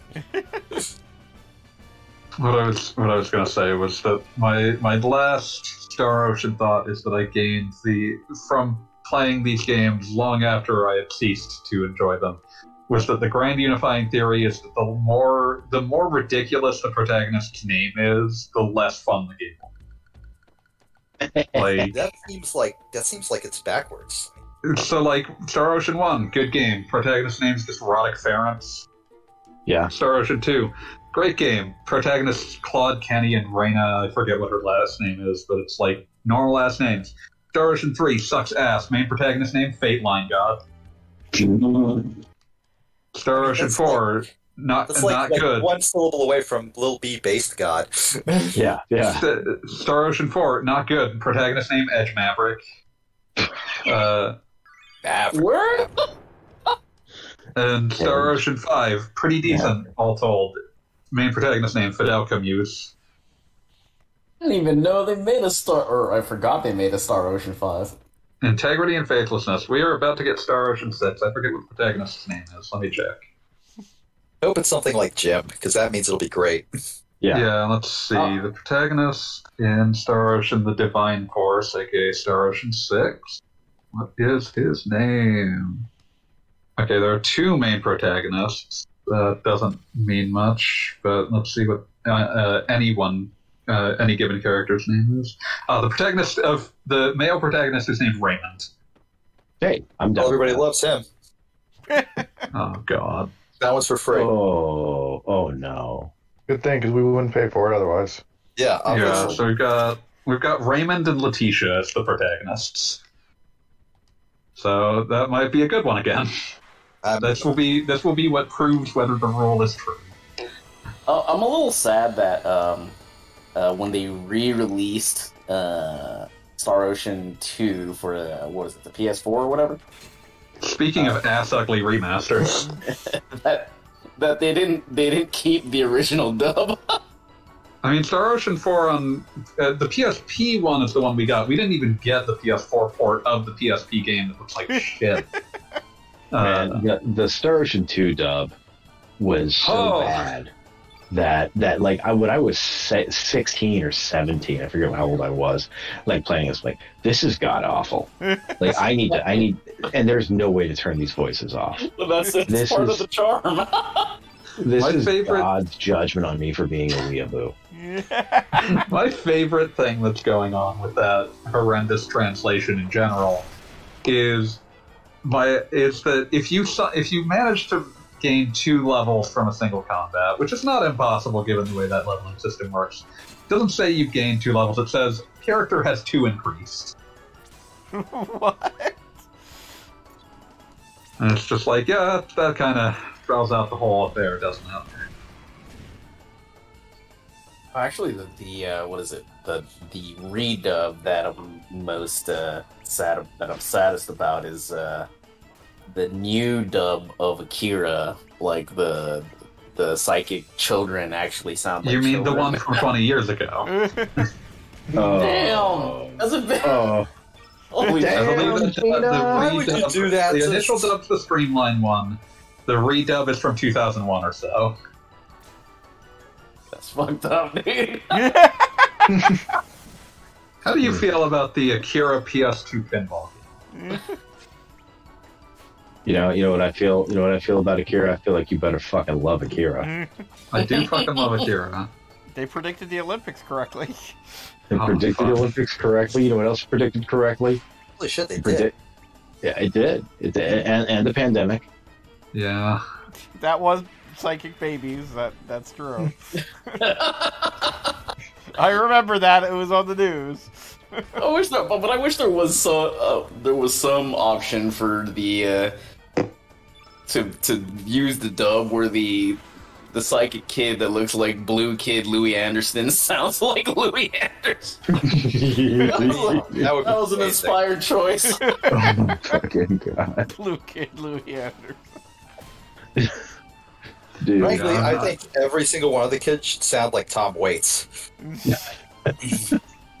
Should be like the 3 moods of Tom Waits. You know, like Tom Waits drinking whiskey with the devil, wistful Tom Waits, and then like Tom Waits feeling playful. Tom Waits having a good time. Busy File not thinking found. deeply about Akira Psycho Ball. I love that they, like, you could have just called it pinball. No, it's Psycho Ball. I mean, that sounds correct. I can't imagine not calling it Psycho Ball. It's Akira. It's Akira and his Psycho Ball. Oh, dude, I'm gonna fucking watch Akira Psycho Ball on YouTube right now. It's by all accounts a pretty good. I love how they're I fucking adore this text text window format. As well Two. you should. 2, like, there is nothing in this game to hold my attention for 5 seconds. We are storming a manor. It is very interesting. And you just let character- Pip out because that's how you recruit Pip later. Yeah, there's a character that is kind of like a character that you liked in Chrono Trigger, but absolutely not at all like said character. Like, come on, what don't you like? Fucking Lucia. What if Luca was way the fuck more German? I mean, sure, why Oh not? my god, I love how Akira Psycho Ball apparently could not afford to license the actual Akira soundtrack. Absolutely not. Never. That's so good. It's like they're going to the guy no Yamashiro Gumi, and they're like, "Can I get?" The guy no Yamashiro Gumi is like, "Why don't you go fuck yourself and the horse you rode it on?"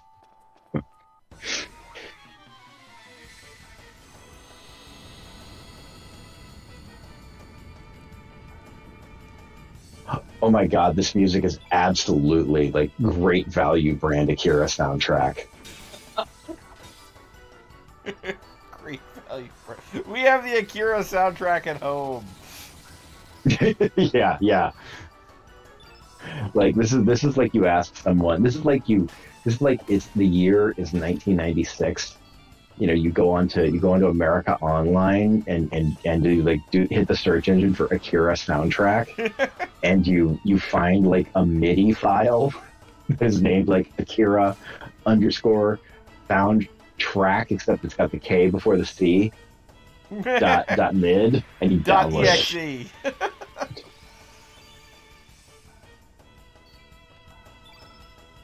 I mean, you could just fucking upload anything there. I remember the time I was like looking for like a Vampire the Masquerade character sheet, and ended up like there was like the Vampire the Masquerade character sheet. There was like a drawing, some bitmap drawing of a vampire, and then like 6 installments of some kids all caps fiction about being a vampire. Shit, was it me? I don't think I ever wrote about being a vampire. I think I've always hated vampires. It's because you have taste. You got good taste. Well, Nikki has died. Nikki Again. has died twice now. It's gonna let Nikki stay dead. Gotta kill Nikki Okay. twice and then drop Nikki from the tallest tree in the forest. That's how shit works. No. Wait. Akira Cycle Ball is not just pinball; it's competitive pinball. It's like head-to-head baby. 1v1 pinball. Damn. 1v1 me and Akira Psycho Ball, you fucking coward.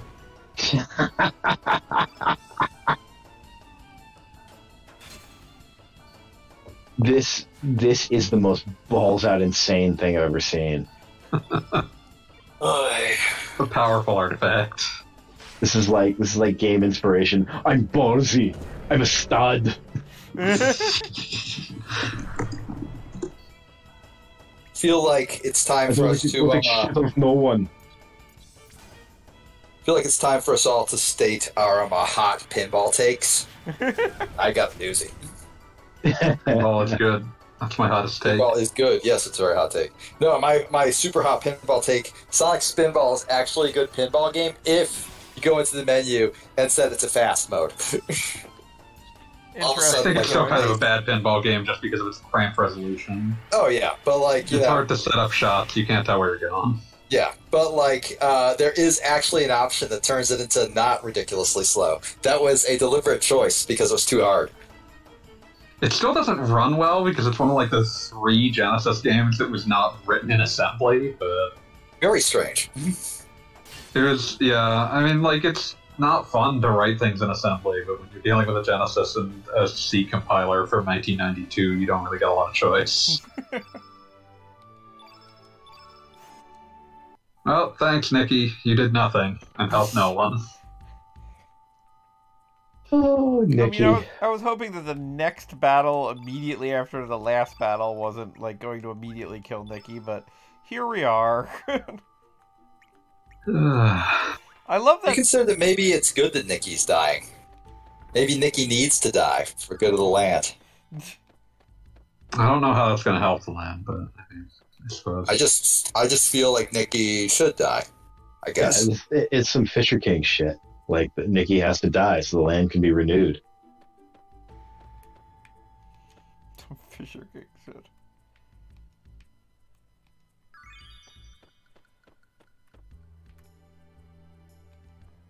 Man, I was today I discovered that the Hideo Kojima playable trailer, that he did with PT. Del Toro, VPT, like that was done with Metal Gear Solid 5 budget without Konami's approval.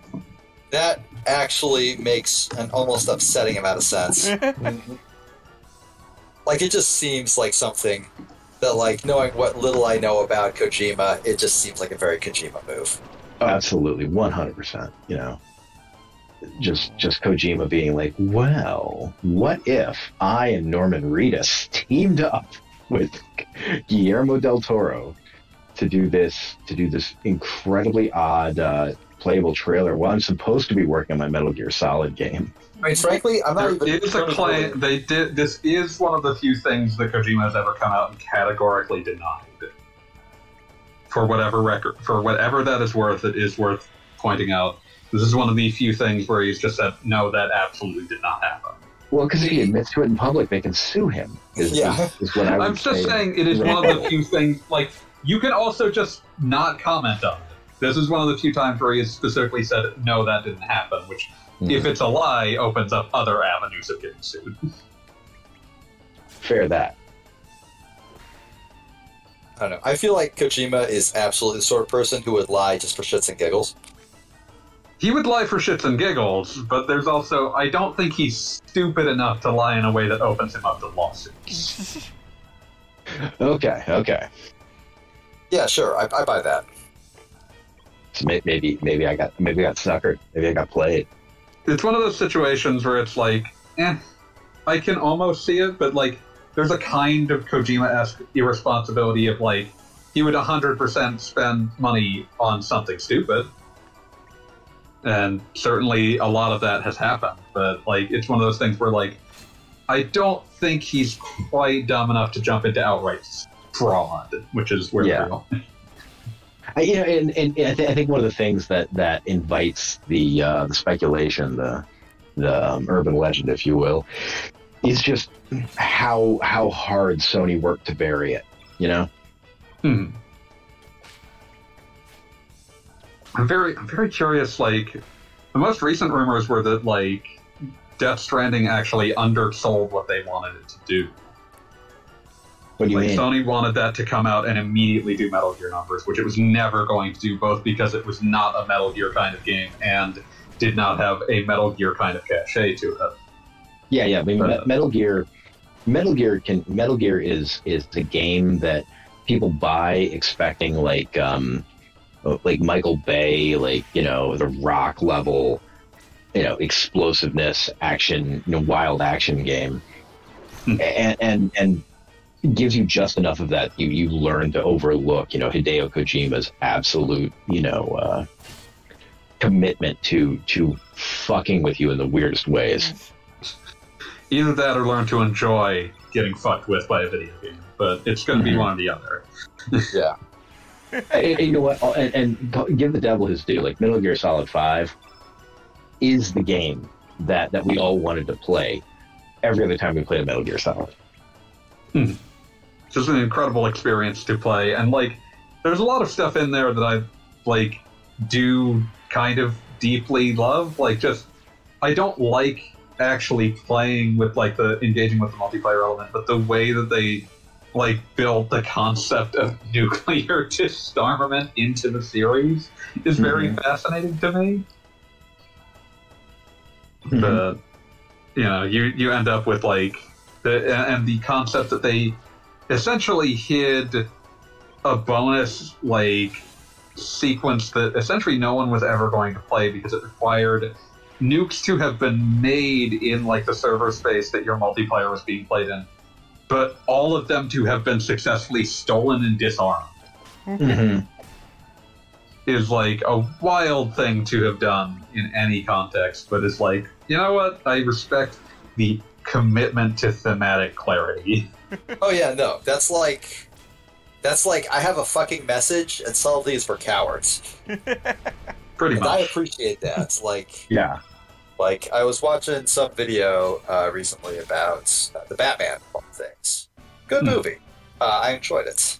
And one of the guys' Looking forward complaints to when it was hits streaming. that subtlety has sort of just gone the way of the dodo ever since Trump.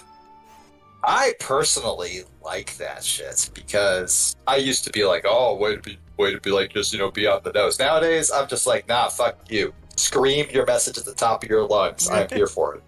Yeah, exactly. I don't care if your message is subtle, I care if you're interesting enough in telling it. Yeah, like, you can absolutely just yell at me, do you get it, you fucking idiot? And I'll be like, hell yeah. Or maybe I'll be like, no, you need to break it down for me. You got to dumb it down just a bit, just a bit. Dumb it down a little bit. Like, Fine with getting talked down to, as long as the message was interesting or you were interested in saying it. literally just that bit from Garth Menengi's Dark Place, which is just, I know writers use subtext and they're all cowards. Garth Marenghi's Dark Place.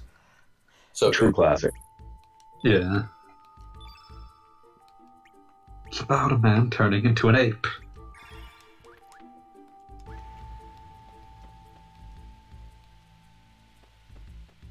I forgot how long this dungeon is. I mean, I've been mostly just futzing around in, like, a basement, and I'm not certain how I'm supposed to get these treasure chests. I don't remember what I'm supposed to do here. I'm not certain. No, wait, I'm 100% certain that whatever's in them is probably not going to be worth it. Oh, 100%. Yeah. Can You gotta you come back have an later. answer? You have to come back Because you later. do eventually just, like, get to hang around here because you recruit, like, everyone who lives here. Yes. Like, literally everyone who lives here. I can't remember if you recruit the angry patriarch of the Cha clan, but just about everyone else here. No, you do. Like, Okay. I think you have to beat him in battle in the other dimension or something, but yes. I feel like the best thing that's ever made out of this dimension shit is honestly just the point late in the game where you're trying to get the best weapons, and it's like, and the fucking blacksmith is like, I can't do this by myself. It's too important. Or it's like, I would need an assistant just as good as me, so you drag him from the other dimension. The two of them together can make the best weapons. Karsh, why did they lighten your hair so much? Your hair used to be a much darker purple. I'm trying to get that chest behind him, by the way. You can? I thought that, like, triggers him. No. He just tells you to knock it off. Hey, And then you quick keep shit. touching. And eventually And he's he'll just like, give up. fine, you can have it if you will fucking stop. Nice. I don't know what you're doing, but I hate it. Not Wheels, I am used to watching Wheels stream while he's doing something stupid, but, Gogglebob is, busy picking fights with doors. Why? Why would you do that? Why? Okay, well, I do have to give credit to the monster design. It is quite imaginative, but that's not a quirk of the remake. Here's the thing that blows my mind about the remake specifically: the battle scenes actually look pretty good. Like Way less than everything is remaster, sharp and they're way more reliant on clear. actual 3D. Yeah, like it actually works. Everything looks fine in the battle sequences, but I don't know. When playing a JRPG, I tend to be out of battle much more than I'm in battle. So I figured that should be the part they would focus on. And I guess the only answer is they didn't focus on anything. They just fed it into a computer and said, good enough.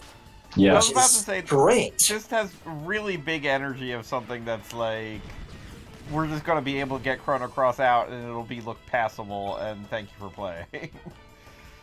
I mean, see, No that's the budget thing. for Like, nothing if you make zero changes to something, right? Like, if you say, nah, fuck you, and it is exactly as it was before, I respect that. Killer 7, the PC version, is actually the best version of Killer 7. Right? Like, no question. The But, like, answer... this is not the best version of Chrono Cross. Yes and no. Just the ability to speed the damn thing up at the start is honestly Okay, worth a true, lot. yes. But, like, you have to take a lot of bad with that good. I mean, you're playing Chrono Cross, you deserve what you got. But, like, the bigger issue you're going to run into, and the reason that these remasters always sort of end up like this, is that they aren't for people who care deeply about the original. They're for people who hear about an old game but want it to look a certain kind, like either don't care or want it to look modern-ish, and Smeary is more modern looking. I mean, I guess, but it's not good. It's not good, but I can totally see the, like, business calculus that causes this to keep happening. Because they It did seems to keep pretty much happening the with same thing Square. to FF9. I mean, like, the Capcom Arcade Collection coming out isn't advertising that it's, like, got super deluxe San graphics. Yeah, Oh, because dude, that'd be so hilarious though if they did like the whole HD remaster thing with the, Oh, the God. weirdly thick brushwork. Just, you can't even see the pixels, it's all black lines. Yup. But, like, you know, like, that is not aimed at people who have, because no one's heard of Samsung. Yeah. But, like, that is aimed at people, Capcom 2. yeah, 20 years ago, and all they played was, like, their favorite fucking X-Man. But, you know, Me. like, Fuck you, I played Surfbot. Who I refer to exclusively as Lego Man, because I haven't played anyone that who's much. gonna be on this Oh, yeah. fucking stream is immediately outside the target demographic these new graphics were meant to sell. Yeah, fair that. Fair that, you know. Because like, by the time I was like old enough that like I was no longer horny for Morrigan. Like, I don't understand. How old are you? 107? 108 years of destiny. Yeah, the first 63 that pixelacious temptress held me in her grasp. No, but like, you know, as soon as like the libidinal side of the graphical appeal of Marvel Capcom 2 went away, there was just like, yeah, these graphics are fun and they do what they need to do. Like they're fun to watch, and they present this game in a clear and recognizable form. I don't know. It works. It gets the point across. Yeah, it does what it needs to do. Exactly. And I think it's one great thing from the rise of indie games is like the realization that graphics don't have to be quote unquote, you know, good. Graphics have to, like good graphics are graphics that do what they need to do. Yeah, good graphics convey what is happening clearly. Yes. It doesn't matter how need to be computationally expensive. Right. Like, you don't need. There is no. The marginal gain of having like a Far Cry 75 level, you know, we individually rendered every single pubic hair under this guy's pants that you will never see, and in so doing, yeah, you know, hopefully you'll never see, and in so doing, method, yeah. And destroyed like 1,000 families, you know, forever for the sake of this. I feel like if your game's like a crunch period can be measured in divorces, you fucked up. Oh, you fucked up bad. That post. Which post was this? It was somebody who was bragging about how important crunch was, and like it literally said, like, there were 3 divorces while this was happening, or something like that. Oh my god! It was like a bragging point. Like AAA video games are essentially a divorce factory. That makes sense. Yeah.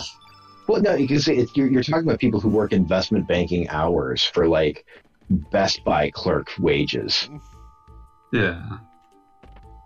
The period where you would get compensated for destroying your life has long since left us because the team is now 1,000 people instead of 12.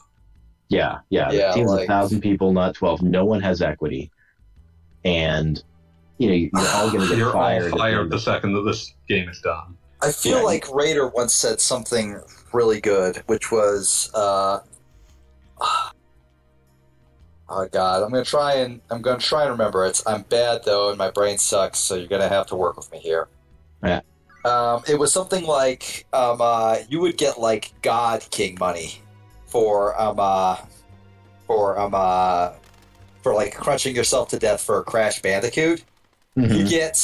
You get like fucking barely managing a rent for crunching yourself to death on fucking Jack and Daxter. Yeah. It happened that fast. Really did. Naughty Dog expanded real rapid. Yeah.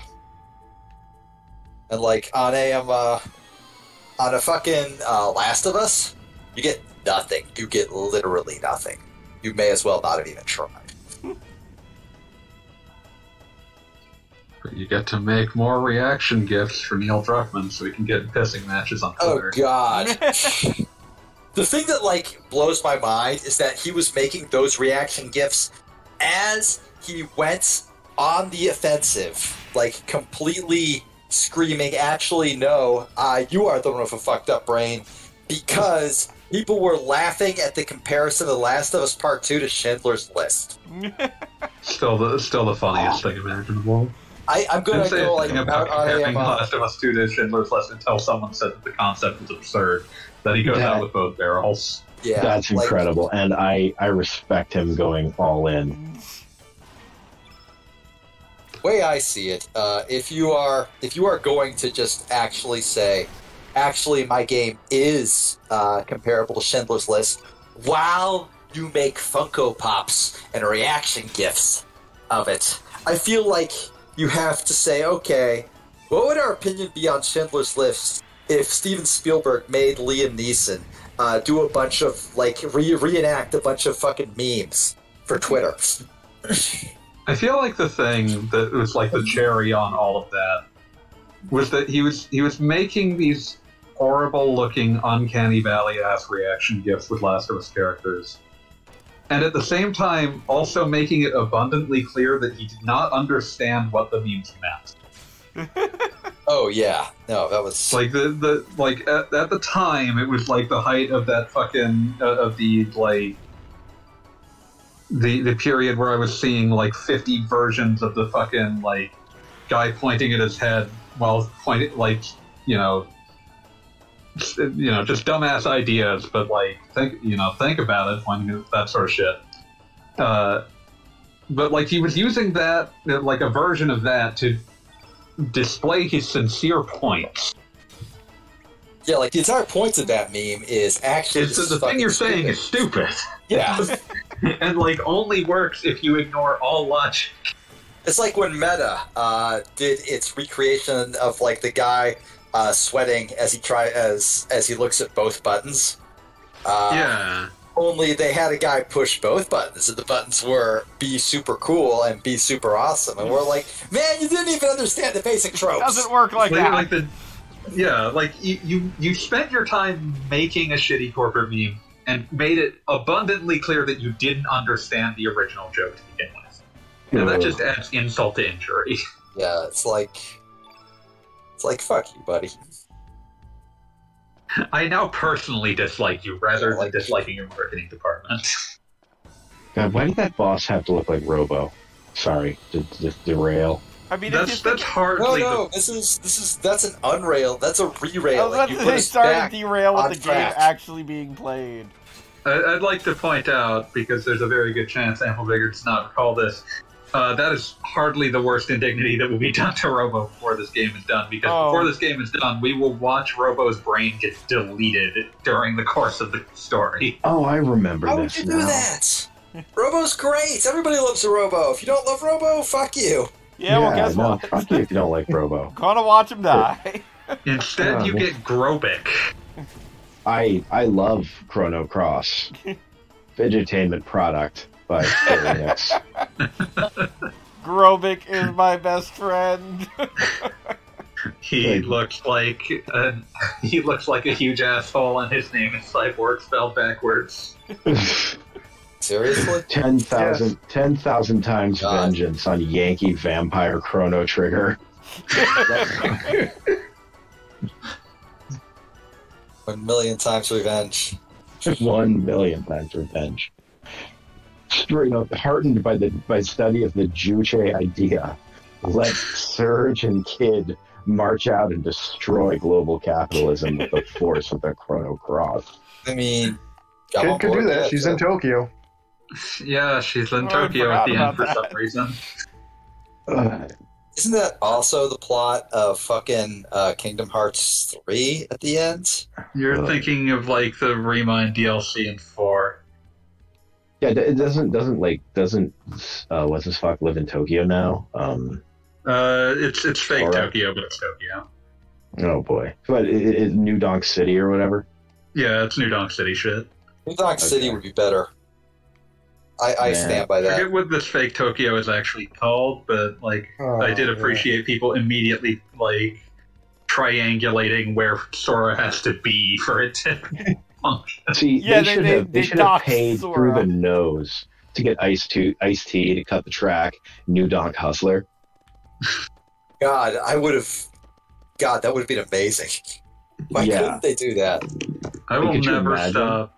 Every 3 weeks, someone will prompt me in such a fashion that I'm going to fucking bring up once again the Capcom published fucking candy Sour Patch Kids game, World Gone Sour, and its fucking promotional rap video. Who was in that? I mean, Let me double you said once again, and my brain immediately jumped to once again at Cypress Hill. So I'm just If gonna assume Cypress only. Hill. Only. World Gone Sour rap. Cypress Who Hill. was this? World Gone Sour rap.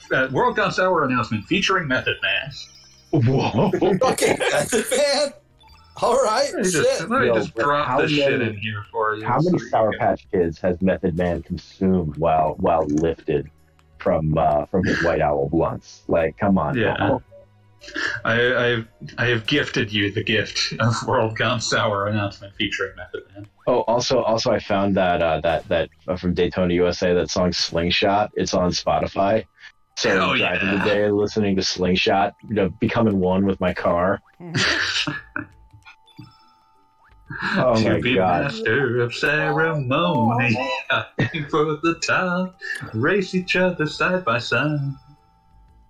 You have no choice but to win. There's no excuse. God, that game needs to be on everything. Oh god! Here we go. But seriously, like Slingshot's a fucking jam, man. Yeah, It's no, so that's good. like I am completely unironic in my love for that soundtrack. No, but it again, just showing that, like, while you have the Square Enixes out there who are like, okay, what is the bare minimum we can put into this game to justify releasing it at full price? Meanwhile, Sega is like, okay, we 13 of our engineers died working through the night to create this new sound chip. What will we do with this? And they just hand it to the they hand it over to their music guy. And he's like, okay, I'm going to craft 12 vocal bangers for this game where you drive a NASCAR and turn left. We will record multiple versions of this entire soundtrack. I feel like the greatest video game soundtracks just come out of fucking nowhere. There's the Hard Times article on fucking Donkey Kong. Oh, the Donkey Kong Yeah, like Donkey Kong underwater theme. And it's like it was just something like, man, creates transcendent piece of emotional art for a game about a monkey riding a swordfish. Yeah.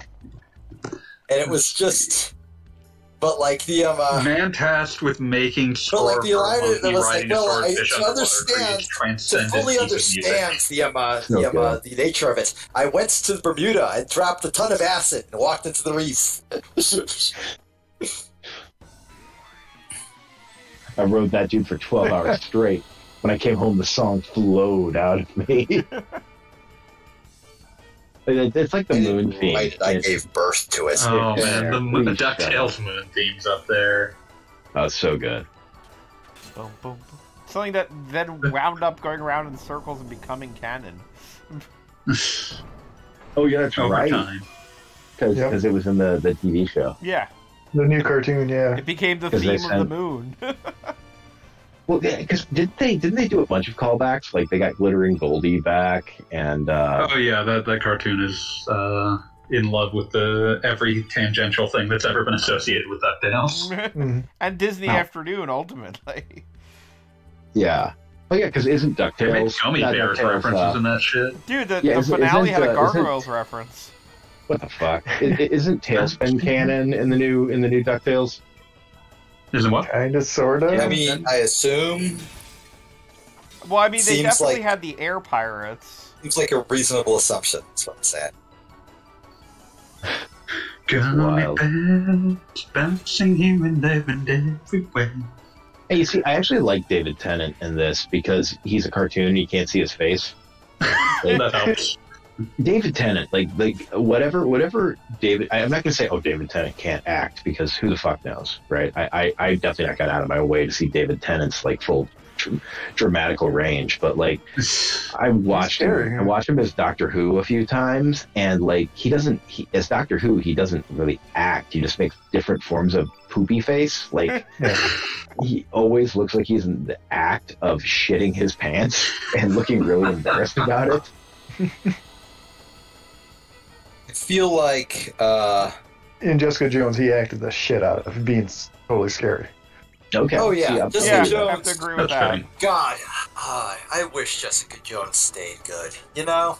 That first season was transcendent, and yeah, they could never get back there. Like, just Disagree. The first season was transcendent until episode 10. Then everything went to hell before our eyes. I Yo, actually put on the Daredevil series just on my brother's Disney Plus because I'm not buying that shit. Fuck you, Disney. Why, man? But I used to put on the Daredevil series just like to have it on for background noise, and I was like, wow, this is actually a very good show. I only wish there was like a reason to watch anything else that it gave us. And honestly, I kind of resent it for being so good because it made me think, well, maybe all these others will be good, and they weren't. I would just like to say, I feel like this place should just be outdoors by now. This dungeon you're in. It's almost Why are like you it's calling back to. doors? It's Like, almost like it's calling I back to literally Magus' was working dungeon. on different windows forever, and I clicked back, and it's just you fighting doors again. This is what you were doing Look, like 30 minutes ago. The doors had it Maybe an coming, hour ago. I okay? don't know how long it's been. I'm also gonna have to fight one of those robo-looking guards again, too. What the fuck? Darkwing Duck shows up in this shit? No, Man, Darkwing Duck Duck's- almost got a spin-off. Yeah, I think they were aiming to get that a spin-off.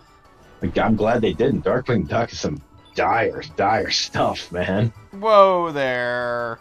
I don't know if I'm gonna Was have to Darkwing allow this Duck on the stream. Ever good? That is the question. I think my only problem with Darkwing Duck was, isn't it voice acted by Jim Cummings? Yeah, it's Jim Cummings. Yeah. What Jim Okay. do? Oh, he's a creep. Yeah, Okay. noted huge creep, Jim Cummings, who voice acted about 2/3 of your childhood. I was about to say It's a like lot.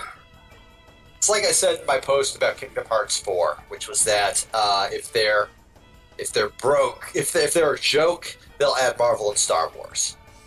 If they're broke, they'll just add more classic Disney like Cinderella. Whatever. I mean, Mhm. they are Whoa. fully and 100% at the mercy of All what Disney Disney wants to completely. be. And if they're bespoke, nothing but early zeros made for TV Disney Channel movies. Nothing but that. Live Fucking action pixel series. perfect in that one rollerblading movie. In that one movie about Frank? bowling. Oh, But, the super, like, not, I don't want to say racist, because it's racist against white people, but the luck of the Irish. Like, that can still suck, but the other point I was going to say is, like, as of 3, Disney has fully embraced that Kingdom Hearts is a way to advertise movies, in the same way that, like, Marvel vs. for Capcom sure. Infinite was fully embraced as only exists to advertise the MCU and fuck them over time and again. Oh, yeah. And so, like, the only things you're going to see in Kingdom Hearts 4 are things that they want to advertise with it. So you're going to see Star Wars, you're going to see Marvel, presuming that those fiefdoms have, like, calmed the God, fuck I down. don't even want to Mhm. imagine Star Wars and Kingdom Hearts. That's just gonna suck. Yeah, it looks like there Wars is. was Honestly, already that's gonna in probably be Kingdom pretty funny. Hearts. Like, legitimately, the PSP version heavily featured Mark Hamill. The Kingdom Hearts 2 Oh, that featured fucking owned. the finale with basically Ansem pulls out a goddamn dual-sided lightsaber. Like, the disease was already inside of it. This is already inside of them, but I just know that we're going to get fucking PS5 graphics Mark Hamill, which will look only slightly worse than a Book of Boba Fett fake Mark Hamill, which Ooh. I'm reasonably certain was their just pilot program for, hey, now we can use these characters even long after their actors are old/dead. I mean, the I'm show... still just thinking about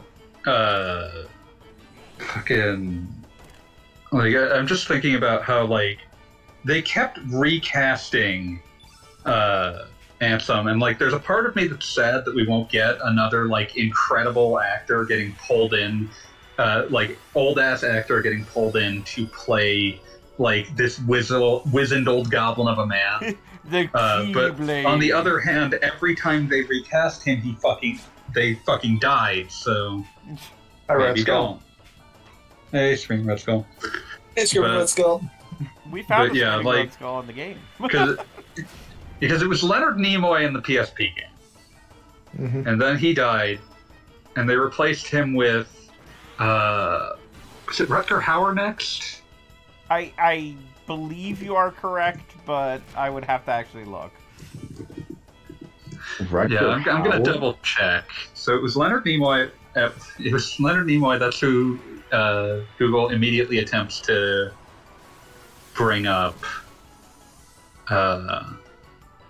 And it's worth noting that it was very deliberate that they had Leonard Nimoy because they literally had Leonard Nimoy fight Mark Hamill, and it was fun for everybody. That owned. Leonard Nimoy is incredible when voicing that because he's just like the evilest voice he can muster, and he can muster a pretty damn evil voice when he wants to. It's not only evil, And but everyone also... in the game has to at least pretend that they don't see it coming that he's evil. And also, Well, I mean- the fun part is that he's got so much exposition that makes absolutely no sense when said out loud, and he absolutely sells it.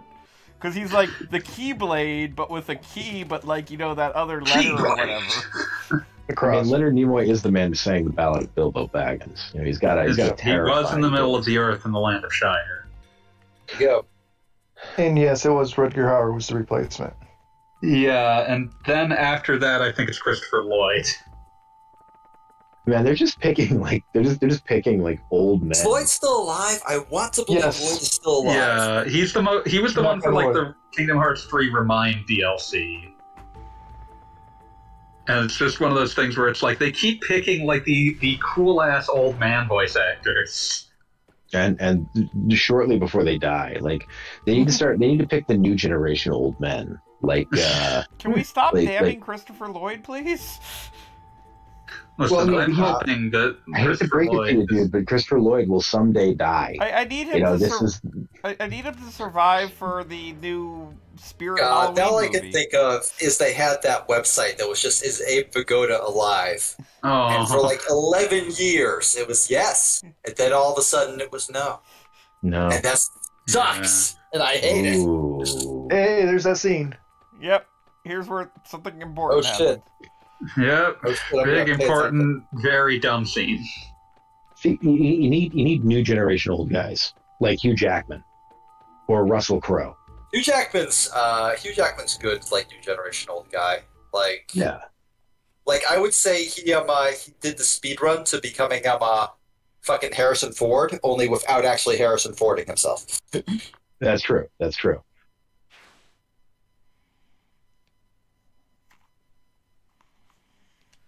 Like at no point did he spend most of 3 decades inside a bottle.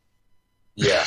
Also, he never became a pilot just to fuck up all of LA's air traffic controllers time and time again because he sucked at being a pilot. That's hilarious. Wait, what is Ingrid from Capcom Fighting Jam doing here? She's one of the Acacia Dragoons. She hangs out with the guy who's all muscles and wears a helmet, and the guy with blue hair, not purple hair. My Oh, favorite that one guy. stupid like Hugh Jackman deal is that he literally just said, "Nah, I'll play Wolverine until I am until I can't play Wolverine anymore, until I'm just like too fucking old to do it." And then they wrote Logan, and he read the script and was like, "Okay, I'm done playing Wolverine." There is no need for more Wolverine in this world anymore. Yeah, like he just read that script and was like, "Okay, no, I don't need to do Wolverine anymore. I'm free.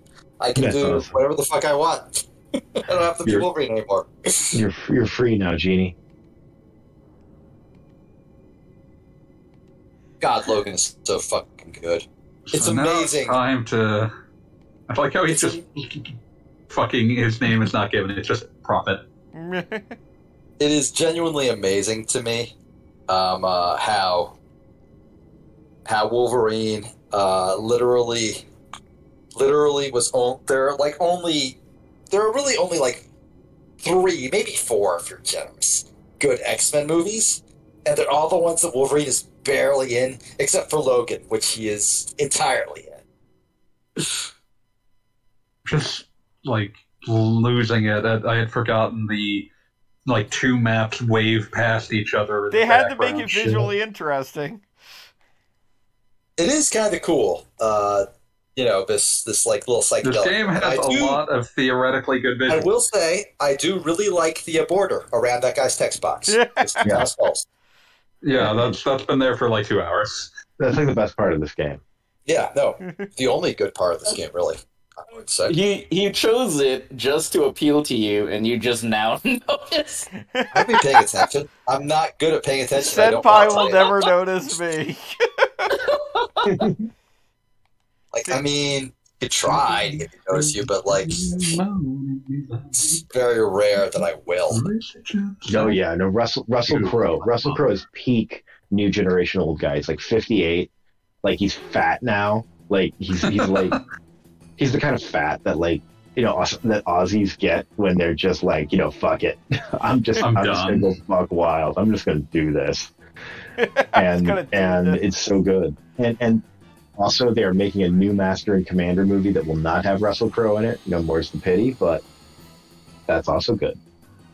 It still seems extremely strange. Like there's a time and a place for that, and it's weird that they've just now decided, but we can try again anyway. Well, the first Master and Commander movie is just an absolute masterpiece, right? I never saw it, actually. I'm aware that's bad. It's really good. It's really good. I recommend it. I'll check it out sometime eventually. It is one of the high points of dude's rock cinema. Oh man, remember when we watched instead of watching MMA, me, and Raider just watched Dude's Rock Cinema for the entire summer? Oh yeah, I needed that because my job was killing me. Well, I'm glad we were able to provide you a moment of peace. But I would say my favorite one of the Dude's Rock Cinema was still Primer, because Primer's a fucking beast of it. I love that movie. Yeah, Primer's intense, man. Primer's very, very intense picture. I forget how many people in this actually have the ability to steal. I remember Kid and Fargo can. Yes, and there's one more of memory. Oh, Korcha's sister. I've never once used her. I would not be able to disprove that. Yeah, no, she she has the ability. I finally found you, sister, and now I'm going to break a guitar over your head. Yeah, pretty much. It's like, well, I guess we're fighting now, and you'd think that'd make a difference, but it doesn't, so here we are.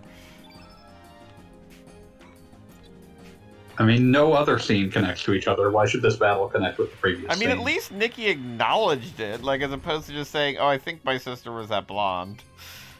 That's like one of the few times that's ever going to be like a character who is not a character who is not like Serge or Kid is going to acknowledge that something happened in the past. Frame rate. This game just has kind of a shitty frame rate. Screaming Red Skull. Yeah, this case is not my fault. Like this game is actually comparable to the PS1 version. Yeah, it slows down a little more in some places and a little less in others. But yeah, like, this game always ran terribly. That's just kind of how PS1 games are, even ones that aren't. It didn't matter as much when they were turn-based, but like you would see action games that just would drop directly into the tank and run at 10 frames per second. This is a rock solid 20. Well, not rock solid, but roughly. It's shooting for 20. Rock solid is a bit much of anything for Chrono Cross. Sanded to a mirror sheen. Rich Jeff sand.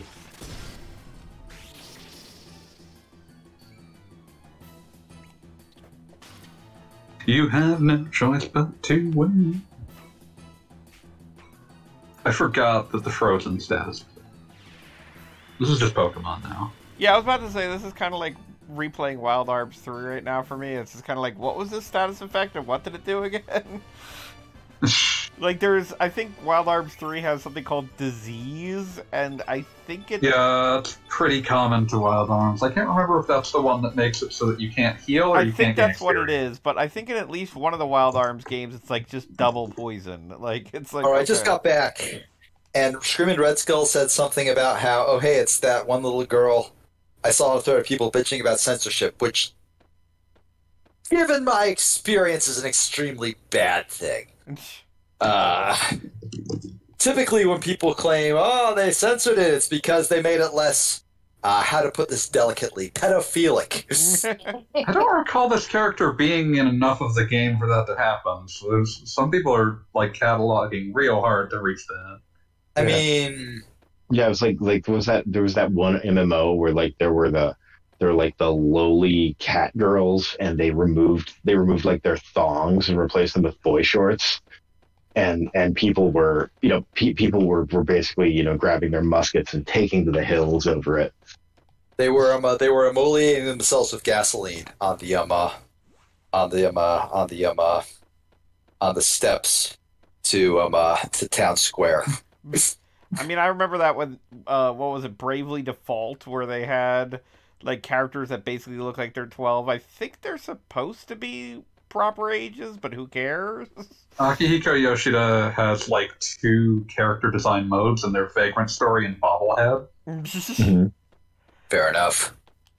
I think the thing that always gets me, though, is, like, they'll, like, draw Fire Emblem character or whatever and say, oh, they're 16. And I'll look at the anime figure, the, like, little anime drawing, and say, you could have just said they're 21, and nobody would have batted an eye. There would have been literally no reaction from anybody if you said this drawing was 21 years old. Treachery of images. Yeah, it's like you didn't have to like introduce that whole aspect. You could have just said they were 21 because it's a fucking drawing. You're not going to draw fucking wrinkles on a 21-year-old because 21-year-olds don't have wrinkles. Yeah, I'm sorry to interrupt. Genie, are you still there? Yes. I remember there being a secret in this room. Where the hell is it? Give me I one want to say it's on second. the upper floor, but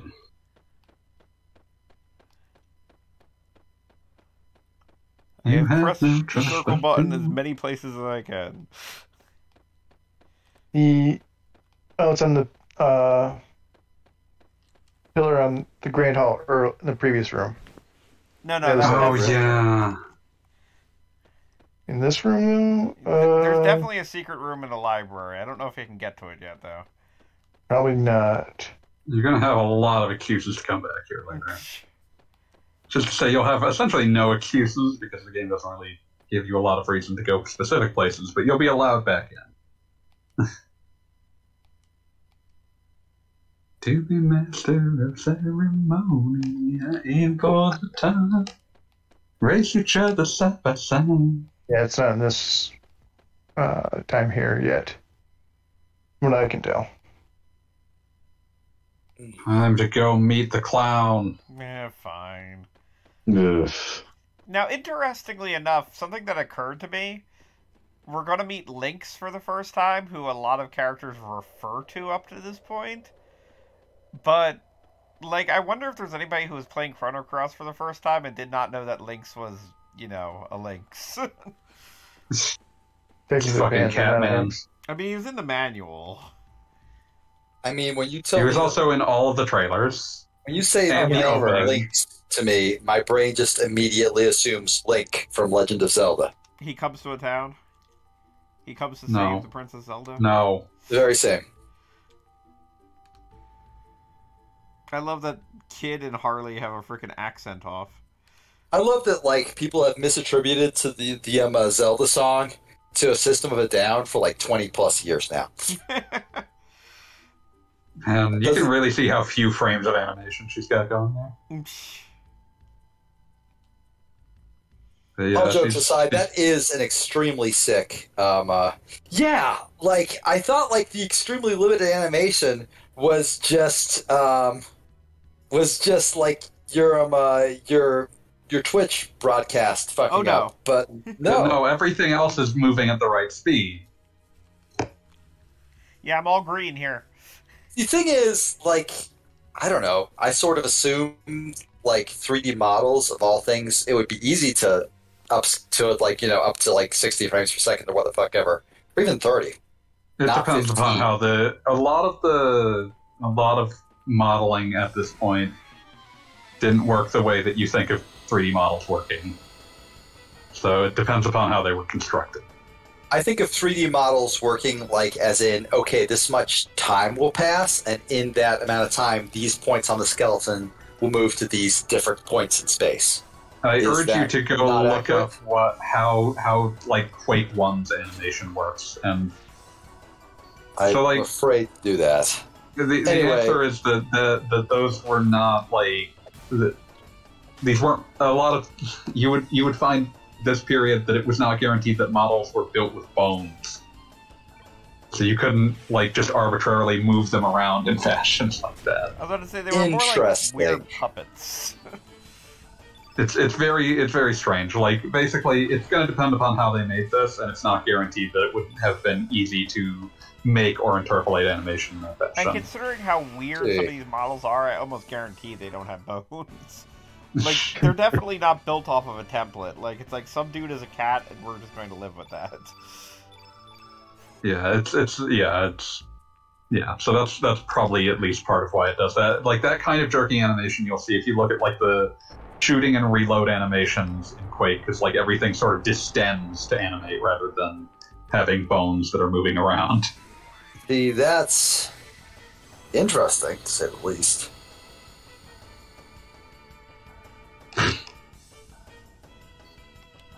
Yeah. So yeah, we just had we just met Harl, and All right, I'm reading Screaming Red Skull in the chat, and he's talking about censorship, not censorship. That's giving Screaming Red Skull like extremely the wrong. He's talking about how dumbasses on the internet discuss censorship. That's much better. Yeah, it's incredibly stupid. It's just fucking. but yeah. As I was saying, we've gotten to the point where we've got Harl has been introduced. She is essentially just another Shala. Like someone at some point just decided, what if Shala was in the game, but also she was Australian and French and sometimes a clown. And had also, nothing to do. I thought she was always a clown. What do you mean sometimes a clown? like and both then Kid Harl don't have and anything Harl to- are both Shala. Not really. Kinda.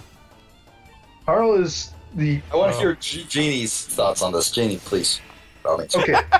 So in the Reptide ending, which becomes canon, and then gets shoved into I know War you Against gross. Chronopolis, they create the Dragon God, which is basically their equivalent, the Reptide's version of Fate. The big computer. And, yep. And when the Dragon God gets split up after the end of the war between Chronopolis and the Reptide Kingdom, the Dragon Gods create Harl. Right. Yeah, work this out. I know that The there's Dragon Gods create Harley, but the... Yeah, she's made from like Shala DNA or I was some about to say, shit. she's based on the template of what they knew, which was the girl that is Really? attached to Lavos, which was Shala. Theoretically, if Harley took off her makeup and her whole everything, she would look just like Kid. Really? I never heard that part. It's been a Yeah, while. it's in there. It's weird. I mean, Uh, it's like a bit of dialogue, but basically they just say that the Harley template was based on the girl that merged with Lavos, which is... It does not help that by the time any of this is coming about, Harl just kind of leaves. Like, she is just out of the story by that leaves. point. Like, she's Wait, so- she's part of the Dragon God computer, and she's just gone. Because- So there's not actually a connection, but they looked at Kid or Scholar or whatever and say, like, let's make something like that. Let's make somebody like that. Is that what happened? I mean, And that's I think they had some degree of access to her DNA, but that's about it. yeah, More or it's less. like basically they didn't have many human examples in Dinosaur Land, so they went with any. Shala. And the theoretical is that Kid is like Kid's relationship to Shala is like Got her stupid. cloned. Yeah, it's nonsense too. She's a baby of time. Time, Babby. Time Babby is correct. I'm the baby. I'm God baby. love me. Time, Babby. Big purple eyes are baby. very cuddly. Yeah, save point. And the whole Orphan of Time thing is something that's, I think, from Radical Dreamers, even, if memory serves. Where it probably made at least a little bit more sense, just because it was a much smaller story. I mean, it made much more sense when Magus was standing right there. Also true. Because, yeah, in Radical Dreamers it is like, yeah, Magus is just... He's just Magus. Guile is Magus. You have to live with that because that's actually part of the plot in that version. I don't feel like it needs to be part of the plot. And I to feel be like clear, it should and even be in unplotted. the Radical Dreamers version here, when you say Guile, he is straight up named Gil in Radical Dreamers. Disgusting. So they But did I'm not disgusted. go ahead and thread the needle on that one. Could have, chose not to. Yeah, no, they decided that they were going to stick to the... I mean, that's vaguely established in Chrono Cross, because at one point you get to see the Radical Dreamers. Yeah, there was like one segment of Radical Dreamers translated for Chrono Cross. Yeah, because they decided very to keep deliberately used a consistent. different name. So, like, I congratulations. guess because on that plot consistency. point was dropped. So Chrono Trigger DS now makes less sense. Made Okay. less sense from the beginning, from its inception. Gogglebot, That by ending never typing worked. the lyrics to the Wild Rover into your fucking chat, I have confirmed that your chat is busted. In what It's way? not capturing the latest messages on your video feed. Let's see. That's very No, upsetting. that's right there, dude. No, I'm looking at it. I'm looking at it too. It is slowly Not like getting dragging Screaming up Red your Wild Skull's Rover shit. newest. Oh, is Yeah, it like because cutting off the Human very Red Skull bottom? just posted. Yeah, it's No, cutting no. off Still? Bottom. the very bottom. It's cutting off the most recent ones. Like you can see Screaming Red Skull posting about Giles' flash kit in the chat, but it's not on the stream at all. So I don't know what you did, but you fucked it up, buddy. Wait, one moment. Fucking Windows. Just trying to do a thing here, guys. Beat wins again. Is Giles' flash kick? Oh, there we go. Also, you're Back very quiet now. I moved assume away he's from like the mic away to from use the microphone. mouse. You use an actual microphone? You don't just use a shitty Logitech headset like all the rest of us? No, I have a decent recording mic right here. I think it's like a Yeti or something. That's upsetting. I'm upset by this fact. Like, if I do anything, it's not like halfway. So, like, I'm using like headphones that are like for real headphones. Disgusting. You cheap I'm disgusted. garbage. I've got it all hooked up to some nonsense streams. I don't know. In the middle of It's the almost earth, like I deal in with the technology land for a of living or shines, something. a brave little hunter we all admire. Oh man, my YouTube ads got real sick today when I was like pawing through for music to throw on in the background while I work because it was trying to fucking sell me on something called Weed Tycoon. Weed Tycoon? Seriously? Yeah. Like, there are times when I am, Weed Tycoon, really? Excuse me, I'm looking at it. The ad says "Become a Weed Tycoon," and then underneath it says "Hempire Plant Growing Game." All right, somebody got a bonus for that one. I mean, like, I don't want to respect it, but I kind of respect it. Like, I'm shocked that there aren't like 50 Weed Tycoons. Like I'm sure there are games plenty. or just people? Games, like there's way more than people- 50 Weed Tycoons. There's way more than 50 Weed Tycoons. If you're counting people. But yeah, like if we're talking games, like there should be like 500 games called Weed Tycoon.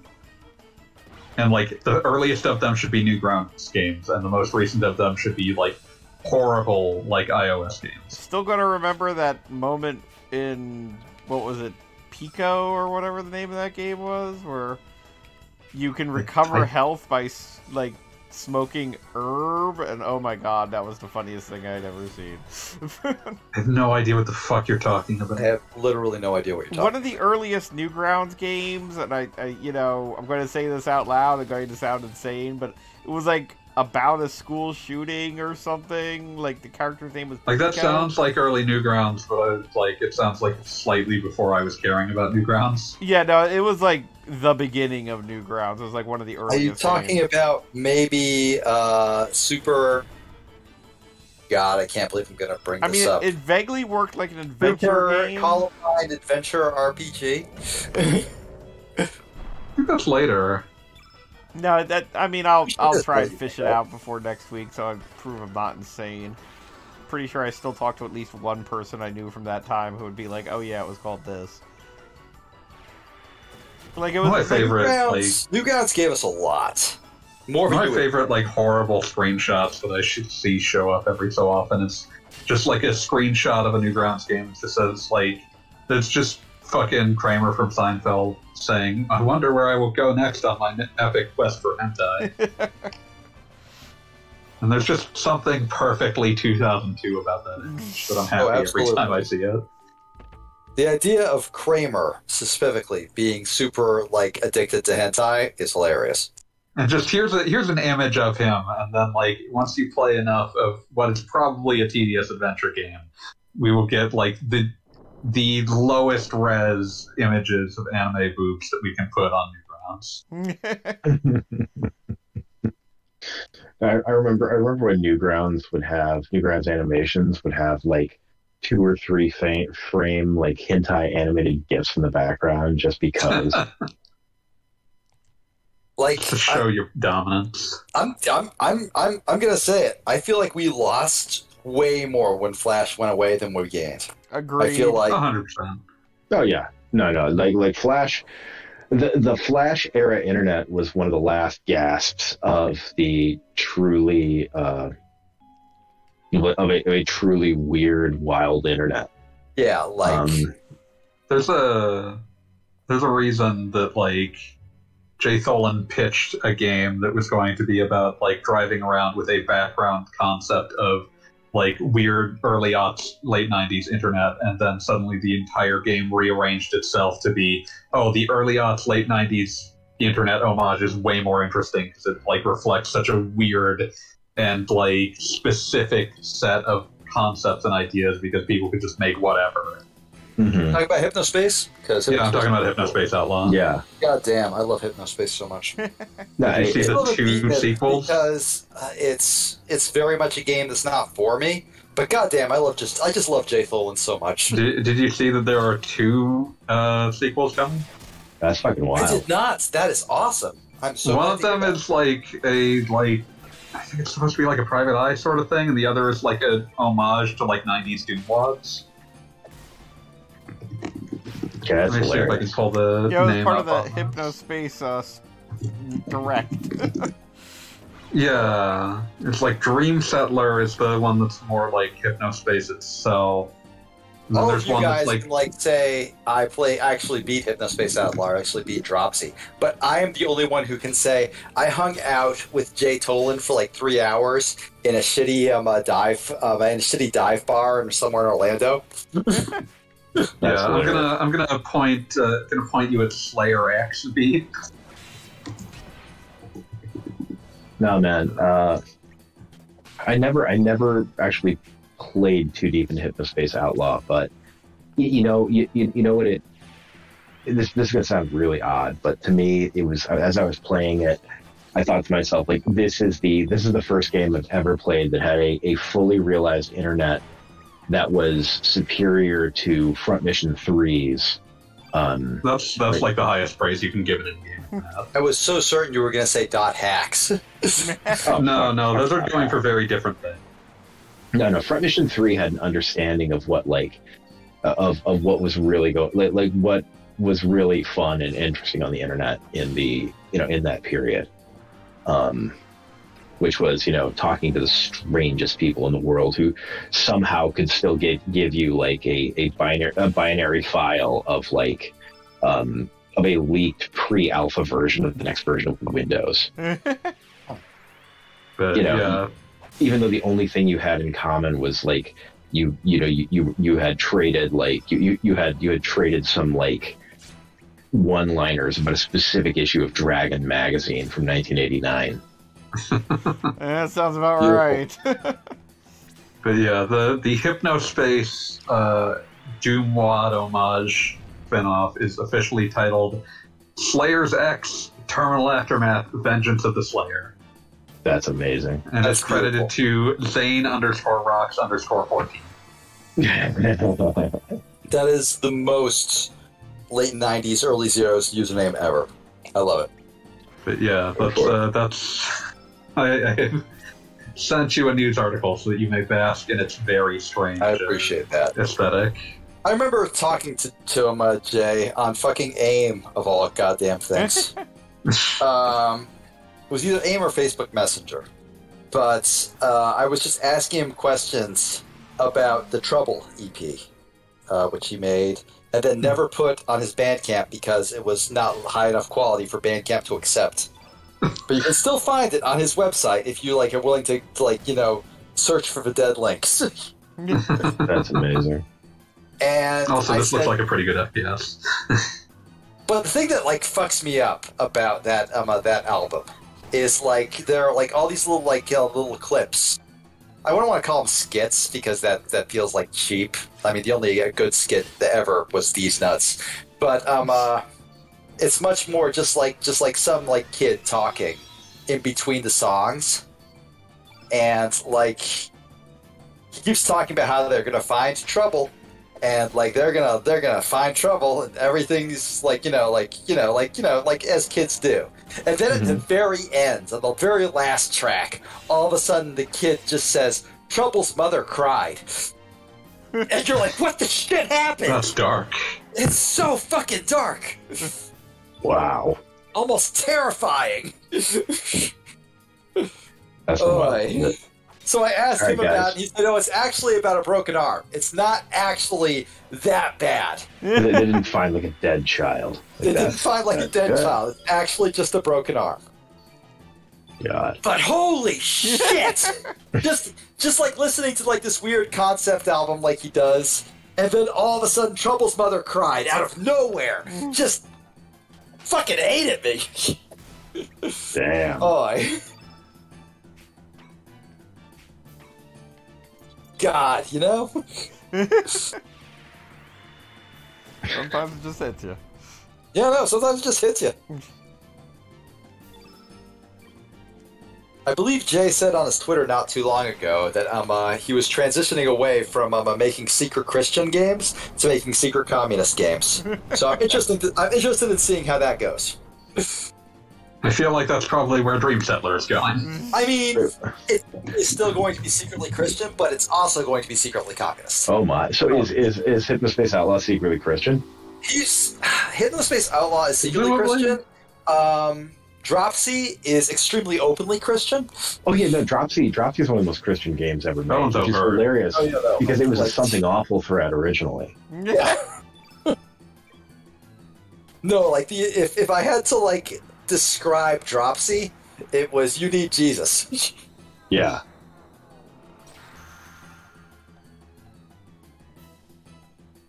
Okay, yeah, so yeah, the concept of Dream Settler seems to be that you're a secret internet private eye, a hypnospace private eye, excuse me. But, yeah, more scouring the early aughts internet for reasons.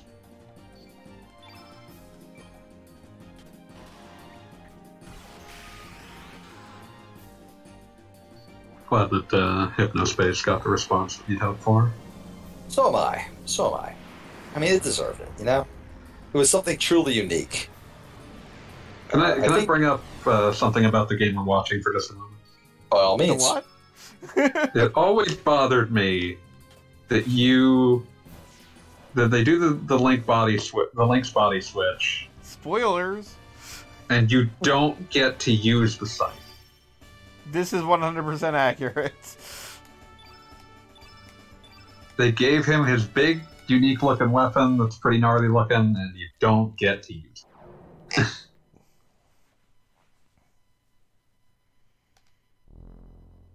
That bothered me. Yeah, no, agreed. And I mean, I always kind of figured at some point you'd get real links on your party, but no.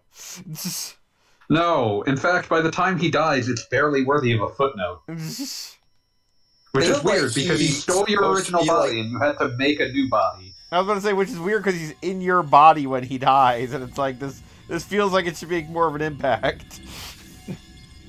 Like, it happens off-screen, and no one really talks about it. Wow. Okay, so Goggle Bob, I have to say this.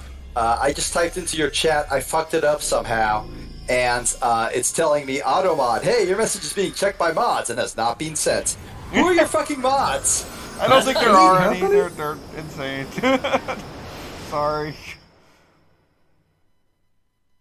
Must be, Even like, the few default times where Serge is like given any sort of appearance where it's like, oh, he should be reacting to this, he always looks like the most gormless motherfucker imaginable. But he will Formless, become an that's a fun enemy of word. the whole world. For It's reasons. still us against them, it's still us against them, it's still us against them, it's still us against them. This is history. Mhm. Ooh. I also like that they completely redid Riddell between Radical Dreamers and Chrono Cross for some reason. Wait, what was she like before? Kind of. I mean, ultimately, the easiest way to describe it would be blonde and like more like buxom. Like kind of like I don't want to say like it's because anime. I don't want to Genuinely give the impression. Don't have a response to that at all. like Like just drawing a blank.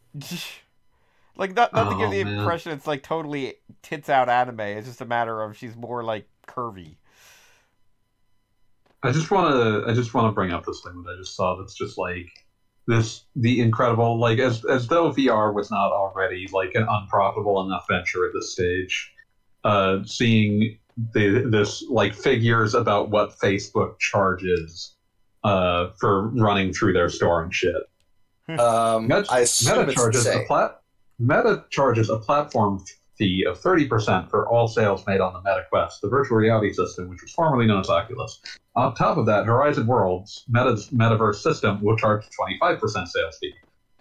This means that Meta will take a cut of up to 47.5% from the sales price, leaving the seller with 52.5%. A Meta spokesperson confirmed to Business Insider this month that this math was correct. Creator sells an item for $1, then the Meta Quest store fee would be 30 cents, and the Horizon platform fee would be 17 cents, 25% of the remainder, leaving 53 cents for the creator before any applicable taxes. Truly some, like, we want this to bring in money now, even if that means that we will make sure that no one would ever want to support this platform.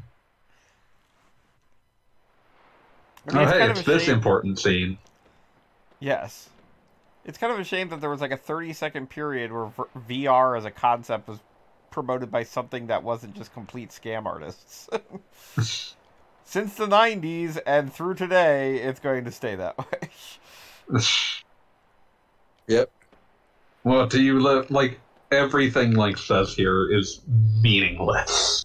Well, I mean, we could talk about it next time, but there's a theoretical that basically Lynx is referring to the possibility of what Serge could do with the Frozen Flame, but absolutely never gets anywhere near that.